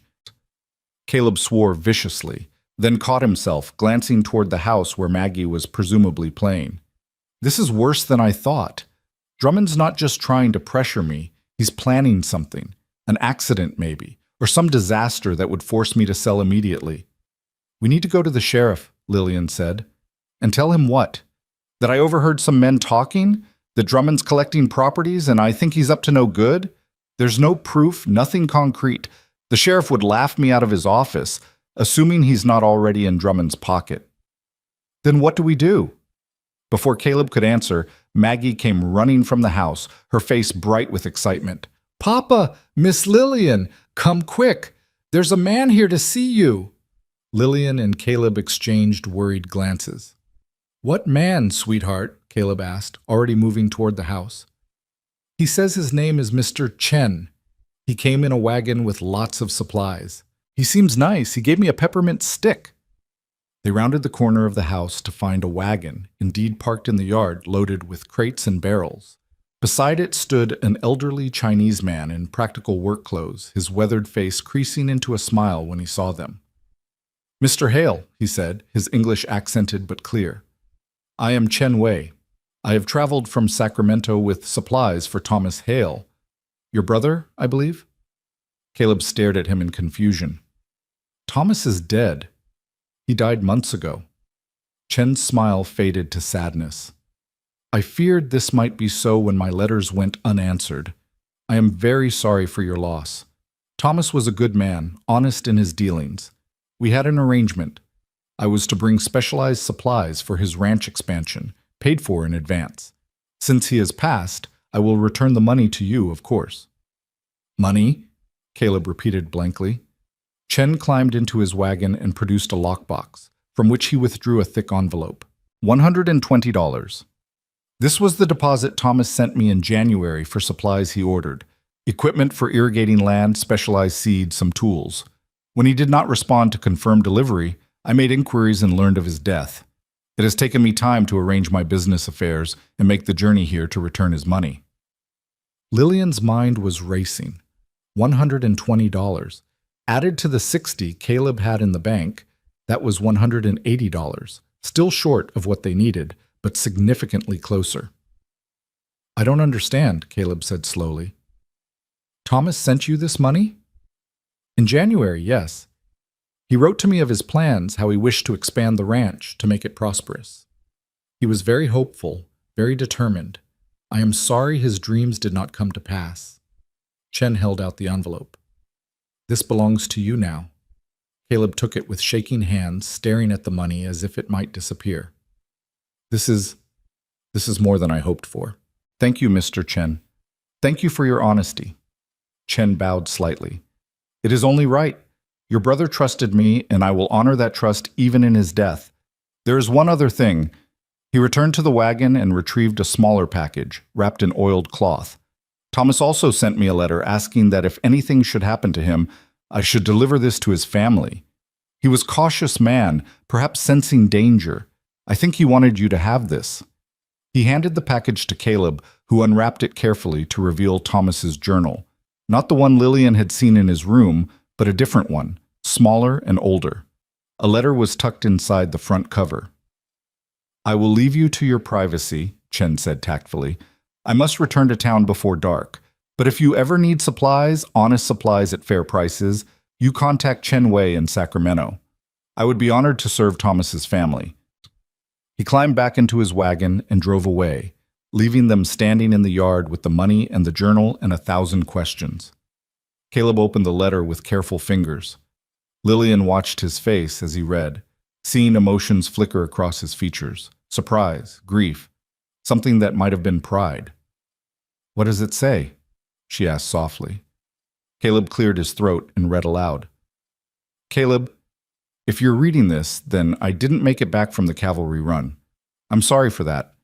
I know how much you've already lost, and I hate adding to it, but I want you to know I don't regret going. The money from scouting, combined with what I'd saved and the payment I sent to Chen, would have been enough to expand the ranch properly. I wanted to give you and Maggie that gift, wanted to make sure you'd be secure even if I wasn't around to help anymore. I've written to a woman in Boston, Miss Lillian Moore. She's educated, practical, and looking for a fresh start. I think she'd be a good match for me, but more importantly, I think she'd be good for you and Maggie too. You need help, brother, even if you're too proud to admit it. You need someone who can share the burden, who can bring some life back into that house. If she comes after I'm gone, give her a chance. Don't be too stubborn to accept help when it's offered." There's also information in this journal about Drummond. I've been keeping notes on his land acquisitions, his methods, everything I could learn. He approached me once, wanted me to convince you to sell. When I refused, he made threats. I documented everything. If he causes trouble after I'm gone, use this. It might not hold up in court, but it could be leverage. Take care of Maggie. Tell her Uncle Thomas loved her more than words can say. And try to forgive yourself for whatever you're blaming yourself for. Margaret wouldn't want you living in grief forever, neither do I. Be happy, Caleb. That's what we both wanted for you. Your brother Thomas. The silence after Caleb finished reading was profound. Lillian felt tears on her cheeks and didn't bother to wipe them away. Thomas had known. He'd known he might not come back, and he'd tried to protect his family even in death. He'd sent her here, not just for himself, but for them. He planned all of it, Caleb said, his voice rough with emotion. The supplies, the money, bringing you here. He was trying to save us even while he was dying. He loved you very much, Lillian said quietly. Both of you. Caleb nodded, unable to speak. He opened the journal with trembling hands, and they read through it together as the sun sank lower. Thomas had been meticulous in his documentation. Dates, names, conversations, all recorded in neat handwriting. There were accounts of threats, suspicious incidents, connections between Drummond and various officials. It wasn't proof that would stand up in a court of law, but it was damning nonetheless. "This is what we needed," Lillian said, excitement building despite the circumstances. "This is leverage. If Drummond knows we have this, knows we could make it public, he'd deny everything," Caleb said. His word against a dead man's. But what if we didn't need it to hold up in court? What if we just needed it to make him back down? If enough people in town read this, saw the pattern, even if they couldn't prove anything legally, it would damage his reputation, make it harder for him to operate. Caleb considered this, hope and doubt warring in his expression. It's risky. If we threaten him, and it doesn't work, we've lost our only card. But we don't threaten him directly, Lillian said, thinking rapidly. We let him know we have information, let him wonder what we might do with it. Men like Drummond, they're used to controlling situations. Uncertainty makes them uncomfortable. We use that. They were still discussing strategy when the first smell of smoke reached them. Lillian noticed it first, a faint, acrid scent on the evening breeze. She lifted her head, sniffing, and saw Caleb do the same. Their eyes met in sudden alarm. The barn, Caleb said, and ran. Lillian ran too, her skirts hiked up, heart pounding. They rounded the corner to see smoke seeping from under the barn door, thin tendrils that promised worse within. The horses were screaming, terrified by the smell of fire. Get Maggie, Caleb shouted. Get her away from the house, toward the creek. But Lillian was already moving toward the barn. The horses. I'll get the horses. You get my daughter to safety. Lillian wanted to argue, wanted to help, but she knew he was right. Maggie was the priority. She sprinted toward the house, calling for the child. Maggie emerged from the kitchen, confused. Miss Lillian, what's wrong? Fire in the barn, sweetheart. We need to go to the creek right now. Lillian grabbed the child's hand and ran, not looking back until they'd reached the relative safety of the creek bed 100 yards from the buildings. Stay here, Lillian commanded. Don't move, no matter what. Promise me. But Papa, your father knows what he's doing. I need to help him. Promise me you'll stay. Maggie nodded, tears streaming down her face, and Lillian ran back toward the barn. The smoke was thicker now, black and choking. Caleb had gotten the barn door open and was leading the horses out one by one, speaking to them in a steady voice despite the danger. Lillian grabbed the halter of the nearest panicked horse and pulled it toward the corral, then ran back for another. They worked frantically, and by some miracle, got all 6 horses out before the flames spread too far. Caleb grabbed buckets, and they formed a desperate line from the water trough, throwing water on the fire with hopeless determination. It was no use. The barn was old and dry, and whatever had started the fire had done its work well. Within 20 minutes, the structure was fully engulfed, flames leaping into the darkening sky like angry spirits. "Let it go," Lillian finally said, putting a hand on Caleb's arm. "Let it burn. The horses are safe. That's what matters." Caleb dropped his bucket, defeat written in every line of his body. They stood together, watching years of work and irreplaceable equipment disappear into smoke and ash. "Drummond," Caleb said, the name a curse. "This is his answer. This is what he does when people don't cooperate." "We don't know for sure. We know." Caleb turned to her, his face smudged with soot and set with cold fury. "The timing, the method, everything. This is a message. Pay up or worse things happen. Next time maybe it's the house. Or maybe someone gets hurt." He looked toward the creek where Maggie was hiding. "I can't risk her. I won't." "So what do we do?" Before Caleb could answer, they heard the sound of approaching horses. Multiple riders coming fast. Lillian's hand went instinctively to her side, wishing she had Margaret's rifle, but it was in the house. The riders emerged from the dimness, 6 men from town, led by the blacksmith. They pulled up short, taking in the burning barn and the soot-covered pair standing before it. "We saw the smoke from town," the blacksmith said. "Came as fast as we could. Everyone all right?" "We're fine," Caleb said tightly. "Horses are safe. Just the barn and everything in it." "How'd it start?" one of the other men asked. "Don't know yet," Caleb lied, but the blacksmith's eyes were sharp. "This the same kind of fire that took the Sullivan barn last year?" the blacksmith asked pointedly. "The one that started just after Sullivan refused to sell to Drummond?" The other men shifted uncomfortably, and Lillian realized they all knew exactly what had happened here, even if no one would say it aloud. "We'll stay the night," the blacksmith announced. "Take turns keeping watch. Make sure the fire don't spread to the house or any other buildings. That all right with you, Hale?" The relief on Caleb's face was palpable. "More than all right. Thank you." The men organized themselves efficiently, some containing the fire, others taking up positions around the property. The blacksmith pulled Caleb aside, and Lillian watched them talk in low, urgent voices. When they returned, the blacksmith's expression was grim. "Hale told me about Drummond's ultimatum, about the loan and the deadline," he said to Lillian. "Some of us have been watching Drummond work for years now, watching good people lose everything while he gets richer. We're tired of it.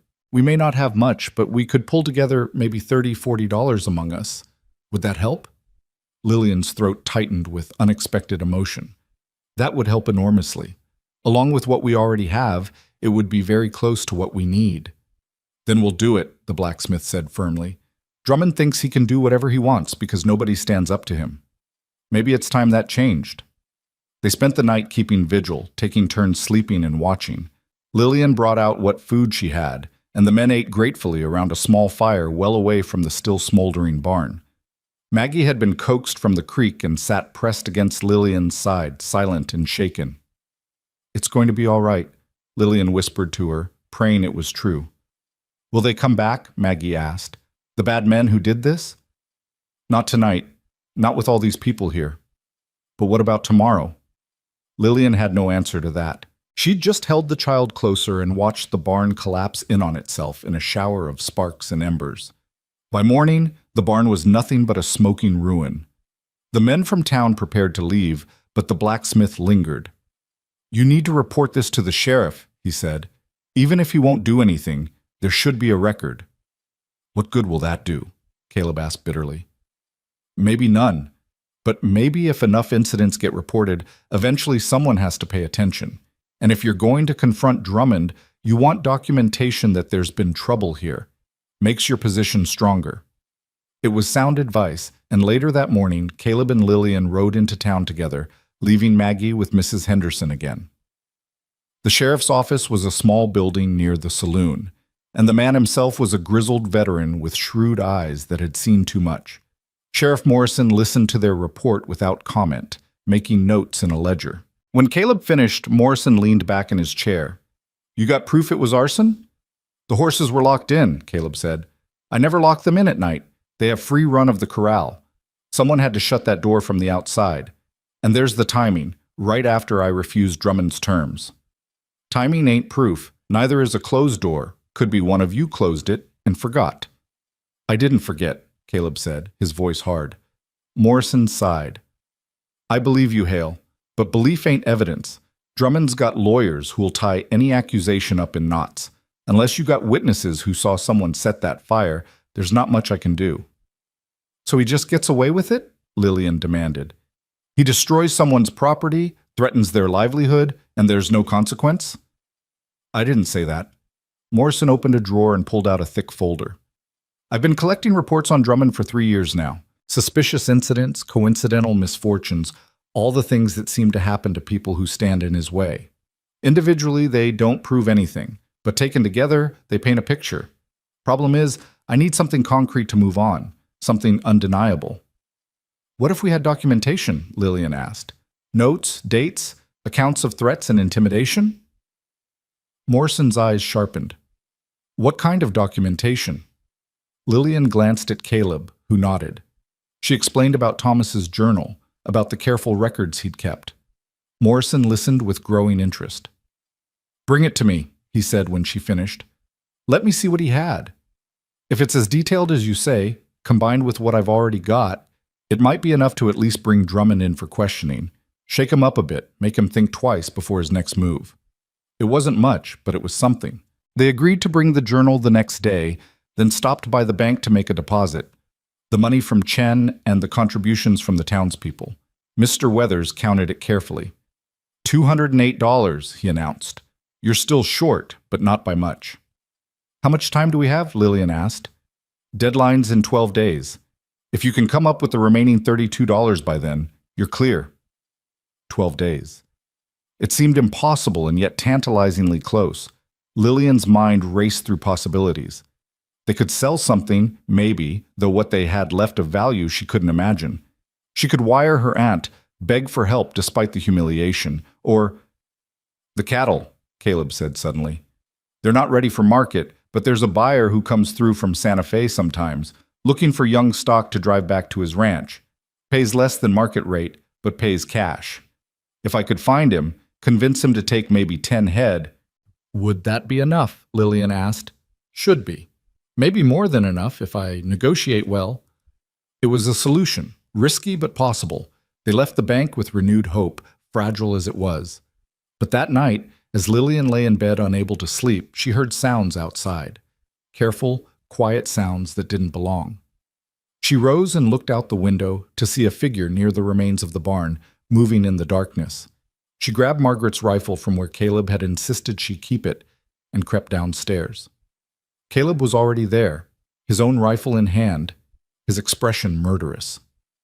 "Stay inside with Maggie," he whispered. "I'm not letting you go out there alone." They argued in terse whispers until a voice from outside called out, "Hale! I know you're in there. Come out and talk like a reasonable man." Drummond. The arrogance of it took Lillian's breath away. To burn their barn and then show up in the middle of the night to demand conversation. Caleb opened the door, rifle held ready. "Get off my property." Drummond stood in the yard, flanked by 2 large men Lillian didn't recognize. The hired muscle from Denver, she realized. This was the threat made real. "I'm here to offer you one final opportunity," Drummond said, his voice carrying clearly in the night air. "Sell me the ranch now, and I'll pay you fair market value, plus enough to settle your debt and relocate your family comfortably. Refuse, and things will continue to get worse. Accidents happen on ranches, Hale. People get hurt, children especially. They're so curious, so prone to wandering into dangerous situations."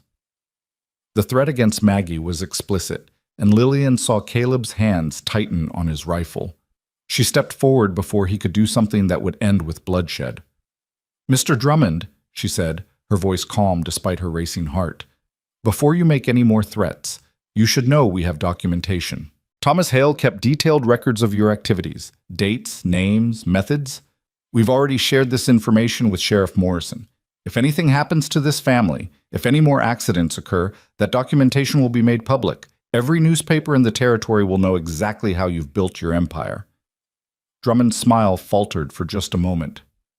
Documentation from a dead man? That's not evidence. Perhaps not in court, Lillian agreed, but in the court of public opinion? When people see the pattern, see how every obstacle to your plans conveniently disappeared, when your business partners and potential investors read about your methods, I think you'll find it very much matters. The two men flanking Drummond shifted uneasily, and Lillian pressed her advantage. We're also short only $32 of paying your debt in full. That's hardly worth risking your reputation over. Take your money when it's due, and we all move forward. Or continue with these threats and tactics, and watch everything you've built crumble when the truth comes out. It was a bluff, partially. They didn't know if Sheriff Morrison would actually help, didn't know if the documentation would be as damaging as Lillian claimed. But Drummond didn't know that either, and uncertainty was a powerful weapon against men accustomed to control. 12 days, Drummond said finally, his voice tight. You have 12 days to pay in full. If you're $1 short, 1 hour late, the property becomes mine. And Miss Moore? I don't appreciate being threatened. Neither do we, Lillian replied evenly.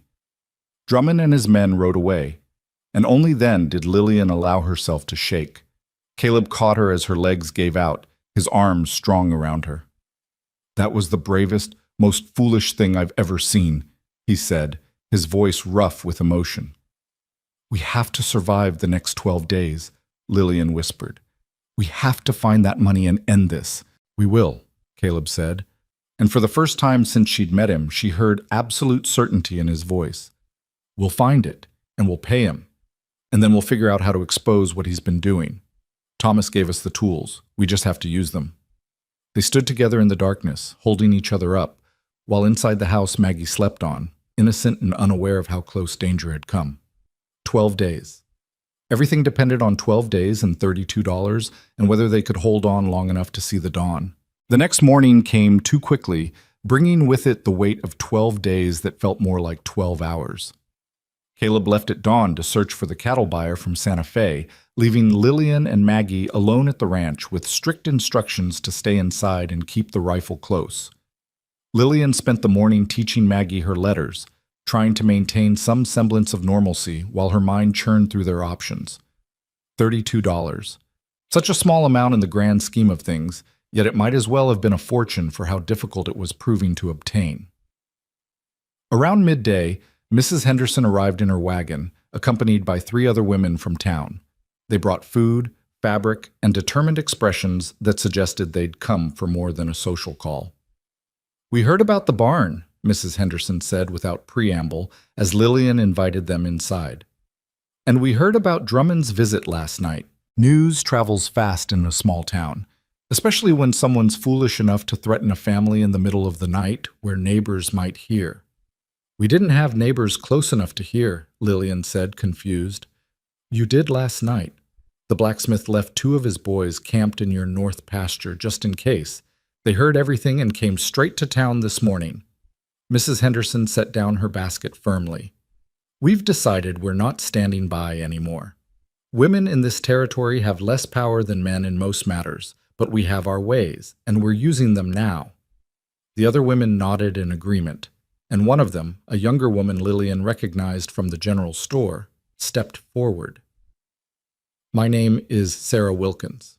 My husband worked for Drummond until last year when he had an accident at one of Drummond's properties. Broke his back, can't work anymore. Drummond paid nothing, said it was my husband's own carelessness. We've been surviving on charity ever since. Her voice was steady, but her eyes blazed with suppressed fury. I've been waiting for someone to stand up to that man. Looks like you're doing it. We're trying, Lillian said quietly, but we're still short of what we need. We know. That's why we're here. Mrs. Henderson opened her basket and pulled out a small leather pouch. There's $18 in here. It's not the full amount you need, but it's what we could gather this morning. Every woman who's been wronged by Drummond or knows someone who has, we pooled what we could spare. Lillian's throat tightened with emotion. I can't take your money. You need it yourselves. We need Drummond stopped more, Sarah interrupted. If you win this fight, it shows everyone else it's possible to stand up to him. That's worth more than money to us. That's worth everything. The other women murmured agreement, pressing forward with additional offerings. One brought preserves and smoked meat, explaining that Lillian could sell them at the general store for cash. Another offered her late mother's cameo brooch, insisting it would fetch a good price. The generosity overwhelmed Lillian, and she found herself accepting their gifts with tears streaming down her face. Thank you, she whispered. Thank you all. Don't thank us yet, Mrs. Henderson said practically. You've still got to survive the next 12 days and make that payment. Drummond's not going to sit idle while you gather resources. He'll be planning something. She was right, of course. That night, after the women had left and Maggie was asleep, Lillian sat at the kitchen table counting and recounting their funds. With the women's contribution, and if they could sell the items they'd offered, they'd have perhaps $26 of the remaining $32. So close, yet still impossibly far. Caleb returned near midnight, exhausted and discouraged. The cattle buyer had already passed through the territory weeks ago and wouldn't return until late summer. He'd tried to find other buyers, but no one wanted to purchase cattle before they were ready for market, not at any price that would help. We're not going to make it, he said, slumping into a chair. Even with what the women brought, we're still short, and I don't know where else to look. There has to be something, Lillian insisted. Some asset we haven't considered, some option we're overlooking. They reviewed their possessions with brutal honesty.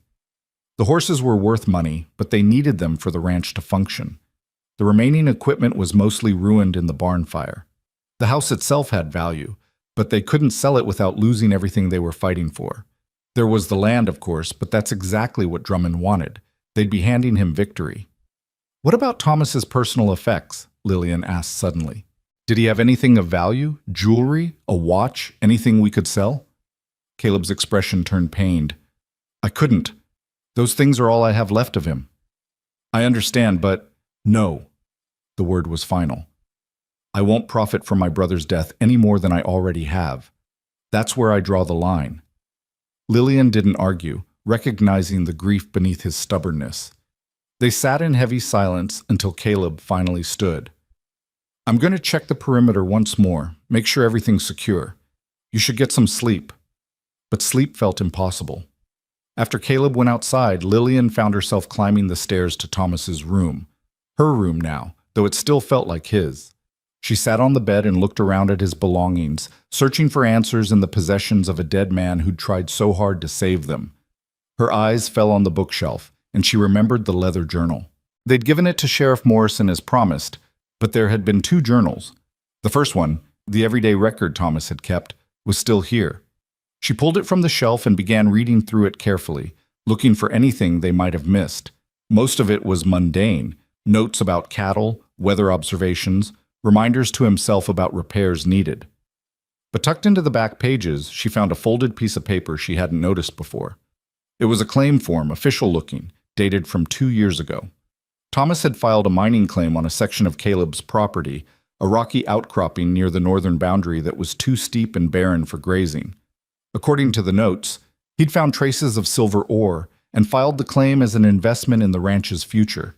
But there was no indication he'd ever developed it or told Caleb about it. Lillian's hands trembled as she read the document. A mining claim wasn't wealth itself, but it was an asset. It could be sold, transferred, or used as collateral. In the right hands, it might be worth exactly what they needed. She ran downstairs and out to the barn, or what remained of it, where Caleb was checking on the horses in the temporary corral they'd constructed. Caleb, look at this! She thrust the paper at him, breathless with excitement. He read it by lamplight, his expression shifting from confusion to understanding to something that might have been hope. Silver? He said. Thomas found silver on our property? According to this, he filed a claim but never developed it.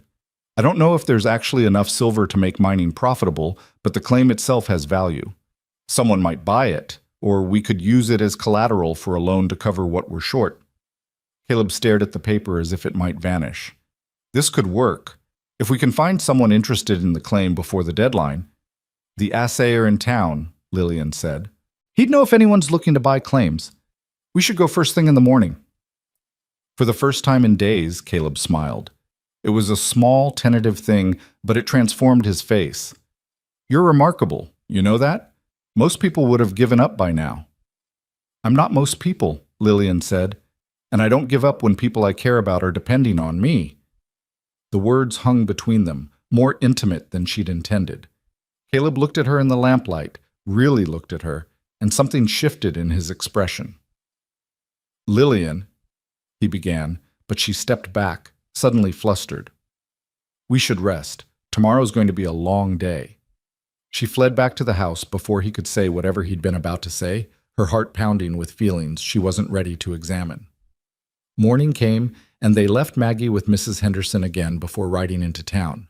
The assayer, a German immigrant named Klaus Hoffmann, examined the claim papers with professional interest. Ja, I remember Thomas Hale bringing in samples, he said. Not enough to make big mine, but decent quality.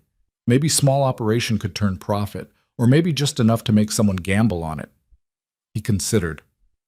I know a man in Santa Fe who buys claims sometimes, tries to flip them to mining companies. He is in town now, actually. You want I should arrange meeting? Yes, Lillian and Caleb said simultaneously. The meeting took place that afternoon in the assayer's office. The buyer was a sharp-eyed businessman named Garrett, who examined the claim papers and Hoffman's notes on the silver samples with practiced efficiency. I'll give you $40 for it, he said finally. That's generous, considering the ore quality's uncertain and the location's not ideal for large-scale operations. 50, Lillian countered immediately. Garrett laughed. You've got nerve, miss. I like that. But 40's my final offer. Take it or leave it.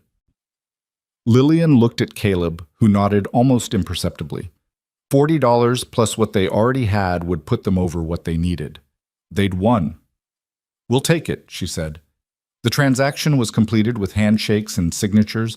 Garrett paid in cash, and they walked out of the assayer's office with everything they needed to satisfy Drummond's demand. We did it, Caleb said, disbelief evident in his voice. We actually did it. Not yet, Lillian cautioned. We still have to make the payment and make sure Drummond accepts it. He's not going to be happy about losing this fight. They went directly to the bank, where Mr. Weathers counted out their payment with meticulous care. $243, he announced. That's the full amount owed plus $3 extra. When can we make the payment to Drummond? Caleb asked. His office is open until 5 today. I'd suggest doing it immediately, in front of witnesses. A man like Drummond might try to claim the payment was late or incomplete if there's any ambiguity. They took his advice, gathering Sheriff Morrison and the blacksmith as witnesses before walking to Drummond's office. The man himself was there, his expression souring when he saw the group approaching. Mr. Drummond, Lillian said formally, we're here to settle Mr. Hale's debt in full. She laid the money on his desk, counted out precisely. Drummond's face went through several expressions, surprise, anger, calculation, before settling on cold acceptance. Count it, Sheriff Morrison said. It wasn't a suggestion. Drummond counted slowly, clearly hoping to find some discrepancy. But there was none. $240 exactly, all there, impossible to dispute. The debt is satisfied, he said finally, his voice tight. I'll prepare a receipt. I'll need that in writing, notarized, stating the debt is paid in full with no further obligations, Caleb said. And I want copies for my records and the sheriff's. Drummond's jaw clenched, but he couldn't refuse with witnesses present. He prepared the documents with barely suppressed fury, each stroke of his pen sharp enough to tear the paper. When everything was signed and notarized, Sheriff Morrison cleared his throat. There's one more matter to discuss, Drummond. That journal Thomas Hale kept? The one documenting suspicious incidents on properties you wanted to acquire? I've reviewed it thoroughly. Combined with my own records, it paints a disturbing picture. I don't know what you're talking about, Drummond said, but his voice lacked conviction. Of course you don't. But here's what's going to happen. You're going to stop your harassment campaigns. You're going to conduct your business legally and ethically from now on. And if I hear about one more convenient accident, One more suspicious fire, one more mysterious illness affecting someone's livestock. I'm going to assume it's connected to you, and I will make your life very difficult. Do we understand each other?" Drummond's face had gone red with suppressed rage. "You can't prove anything." "Maybe not today, but I'm watching now. We're all watching." Morrison gestured to the blacksmith, who nodded grimly. "You've operated in the shadows for too long, Drummond. Those days are over." They left the office in tense silence, not speaking until they were well away from Drummond's hearing. "You think that'll stop him?" Caleb asked Morrison. "For a while, at least. Men like him need darkness to operate. Once light's been shown on their methods, they have to be more careful. And careful men make mistakes." Morrison smiled grimly. "Besides, word's going to spread about how you stood up to him and won. Other people will be emboldened. Drummond's power was based partly on fear, partly on isolation. You've broken both." It was over. They'd survived. Lillian felt almost dizzy with relief as they walked back to where they'd left their horses. "Miss Moore, Mr. Hale." They turned to see Chen Wei approaching, his face creased with concern. "I heard in town about your troubles. I'm glad to see you both well." "Thanks to you," Lillian said warmly. "The money you returned from Thomas made all the difference." Chen bowed slightly. "It was only right, but I'm glad it helped." He hesitated, then continued. "I have been thinking. I am too old now to make the journey between Sacramento and New Mexico regularly. I have been looking for someone trustworthy to act as agent, to receive orders and coordinate shipments. You need income beyond cattle, yes? Perhaps we could make arrangement. I provide goods at wholesale. You distribute to ranches and territory. Small profit, but steady." Caleb and Lillian exchanged glances. It was an unexpected offer, a potential solution to their ongoing financial struggles. "We'd need to discuss details," Caleb said carefully. "But yes, we'd be interested." Good. We talk more tomorrow. Tonight, you celebrate victory." Chen smiled. Thomas would be proud of his family. As Chen walked away, Caleb turned to Lillian. "His family." He said Thomas would be proud of his family. He meant us, you and me and Maggie. "Yes," Lillian said softly. "I suppose he did." They collected Maggie from Mrs. Henderson, who hugged them both fiercely upon hearing their news. "I knew you could do it," she declared. "Both of you together, unstoppable." The ride back to the ranch was quiet, all three of them exhausted from the day's tensions. But as they crested the hill that overlooked their property, Maggie suddenly pointed. "Look! Papa! Miss Lillian! Look!" In their yard, dozens of people had gathered. The blacksmith and his sons, Sarah Wilkins and her husband in his wheeled chair, Mrs. Henderson's husband and their grown children, other ranchers and townspeople Lillian had met during her information gathering. They'd brought lumber, tools, supplies. "What's all this?" Caleb asked as they rode up. The blacksmith stepped forward. "We figured you'd need help rebuilding that barn. Can't run a ranch without one. So we're here to help raise it, if that's all right with you." Caleb looked stunned, and Lillian saw his eyes grow bright with unshed tears. "I can't ask you to—" "You didn't ask. We're offering. That's what neighbors do." The blacksmith grinned. "Besides, you stood up to Drummond and won. That deserves a barn raising if anything does." Over the next 3 days, the barn rose from the ashes of the old one. Men and women worked side by side, their children playing in the yard while Maggie directed their games like a tiny general. There was laughter and music, shared meals, and shared stories. Lillian found herself fully part of the community in a way she'd never experienced in Boston, where neighbors were strangers who happened to live nearby. She also found herself watching Caleb differently. The way he worked alongside the other men, his easy camaraderie and quiet competence, the way he looked at her when he thought she wasn't watching, with an expression that made her heart skip, the way he'd started seeking her opinion on ranch decisions, trusting her judgment as a partner rather than just hired help. On the third evening, when the barn was complete and the last of the helpers had departed, they stood together on the porch as sunset painted the sky. "Your month is nearly up," Caleb said quietly. "The month we agreed on for you to decide if you wanted to stay." Lillian's chest tightened. In all the chaos, she'd forgotten about the deadline. "Yes, I suppose it is. I was thinking, sick. Caleb paused, seeming to gather courage.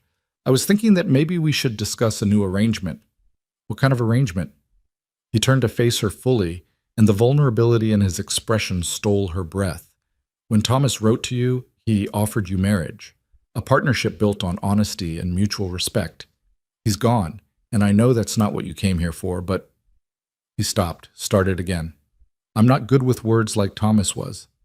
I can't write pretty letters or make promises sound like poetry, but I can promise you honesty. I can promise you a home and a place where you belong. I can promise you'll never be alone or unwanted again. Caleb, Lillian began, but he held up a hand. Let me finish. I know I'm not an easy man. I'm grieving and stubborn, and I've got a child who needs more than I know how to give. But these past weeks with you here, you've brought life back into this house. Not just for Maggie, though she's happier than I've seen her in 2 years, but for me too. You make me want to try again, want to believe that maybe the future doesn't have to be just surviving. He pulled something from his pocket, a simple gold band worn smooth with age. This was my mother's ring, not fancy, but it's the only thing of value I have that means anything. Lillian Moore, will you marry me? Not because you need a home or I need help with the ranch, but because we've built something here that's worth keeping. Because you've become family, and I can't imagine this place without you anymore. Lillian's vision blurred with tears. This wasn't the proposal she'd traveled across the country expecting. It wasn't the careful arrangement she'd agreed to with Thomas. It was raw and real, and offered by a man who'd learned to hope again despite every reason not to. I came here chasing a ghost, she said, her voice shaking. I came here because I had nowhere else to go and nothing left to lose. I thought I was settling for a practical arrangement because that's all life had left to offer me. Caleb's face began to close down, preparing for rejection, but she reached out and took his hand. But somewhere along the way, this stopped being about survival and started being about home, about family, about finding the place where I'm supposed to be, even if it's nothing like where I thought I was going. She looked up at him through her tears. Yes, Caleb Hale. I'll marry you, not because I need to, but because I want to. Because you and Maggie have given me something I thought I'd lost forever, a reason to hope. He slipped the ring onto her finger with trembling hands, and then he was kissing her, fierce and desperate, and full of promises neither of them knew how to speak aloud. When they finally broke apart, both breathless, they heard a squeal from the doorway. Maggie stood there, bouncing on her toes with excitement. Does this mean Miss Lillian gets to stay forever? Does this mean she's going to be my mama? Lillian knelt down and opened her arms. Maggie flew into them, and Lillian held her tight. If you'll have me, sweetheart. I know I can't replace your mother, and I won't try, but I can love you and be here for you and be the best version of a mama I know how to be. You're not replacing Mama, Maggie said seriously. You're being Miss Lillian, which is different but just as good. Mama would like you, I think. She'd be glad Papa found someone who makes him smile again. Over Maggie's head, Lillian met Caleb's eyes and saw her own emotions reflected there. Grief and hope tangled together, the past and future somehow coexisting in this single perfect moment. They were married 2 weeks later in a simple ceremony at the ranch, with half the town in attendance. Mrs. Henderson cried through the entire service, and even the blacksmith had to wipe his eyes. Maggie stood between them, holding their hands, proud as could be in a new dress the town women had sewn for the occasion. Sheriff Morrison attended, and so did Chen Wei, who brought gifts of silk and tea from California. Even the cattle buyer Caleb had been searching for showed up, having heard the story and wanting to meet the couple who'd stood up to Drummond. Drummond himself wasn't invited, of course, but his absence was noted with satisfaction. Word had spread about his methods, and several of his business partners had quietly withdrawn their support. He was still wealthy and powerful, but his reputation was tarnished, and he'd become much more cautious in his dealings. The barn raising had become a wedding celebration, and as Lillian stood in her simple blue dress, the same one she'd arrived in, now cleaned and mended, she looked around at the faces of people who'd become family. This wasn't the life she'd planned, wasn't the future she'd imagined when she stepped off that train months ago. It was better. That night, after the guests had departed and Maggie was tucked into bed, Lillian and Caleb sat on their porch beneath a sky full of stars. The new barn stood solid and strong in the moonlight, a symbol of what they'd built together against impossible odds. "I should tell you something," Caleb said quietly. "Before we got married, I went to Thomas's grave, told him about you, about what happened, about how I was going to ask you to be my wife. I asked him if he minded, and I know that sounds foolish, talking to a gravestone, but—" "What did he say?" Lillian asked gently. "Nothing, of course, but I felt like he would have been happy. Like maybe this was what he wanted all along. Not for me to be alone, but for all of us to find each other somehow. He was always trying to fix things, trying to make everyone's life better. Maybe this was his last gift, bringing you here for me and Maggie, even if he couldn't be here himself." Lillian took his hand, lacing their fingers together. "I think you're right. I think he knew exactly what he was doing when he wrote to me. He was taking care of his family the only way he still could." They sat in comfortable silence, watching the stars wheel overhead. From inside the house came the sound of Maggie talking in her sleep, her voice soft and content. Tomorrow would bring its own challenges. There was a ranch to run, a life to build, the constant work of survival in a hard land. But tonight, there was peace.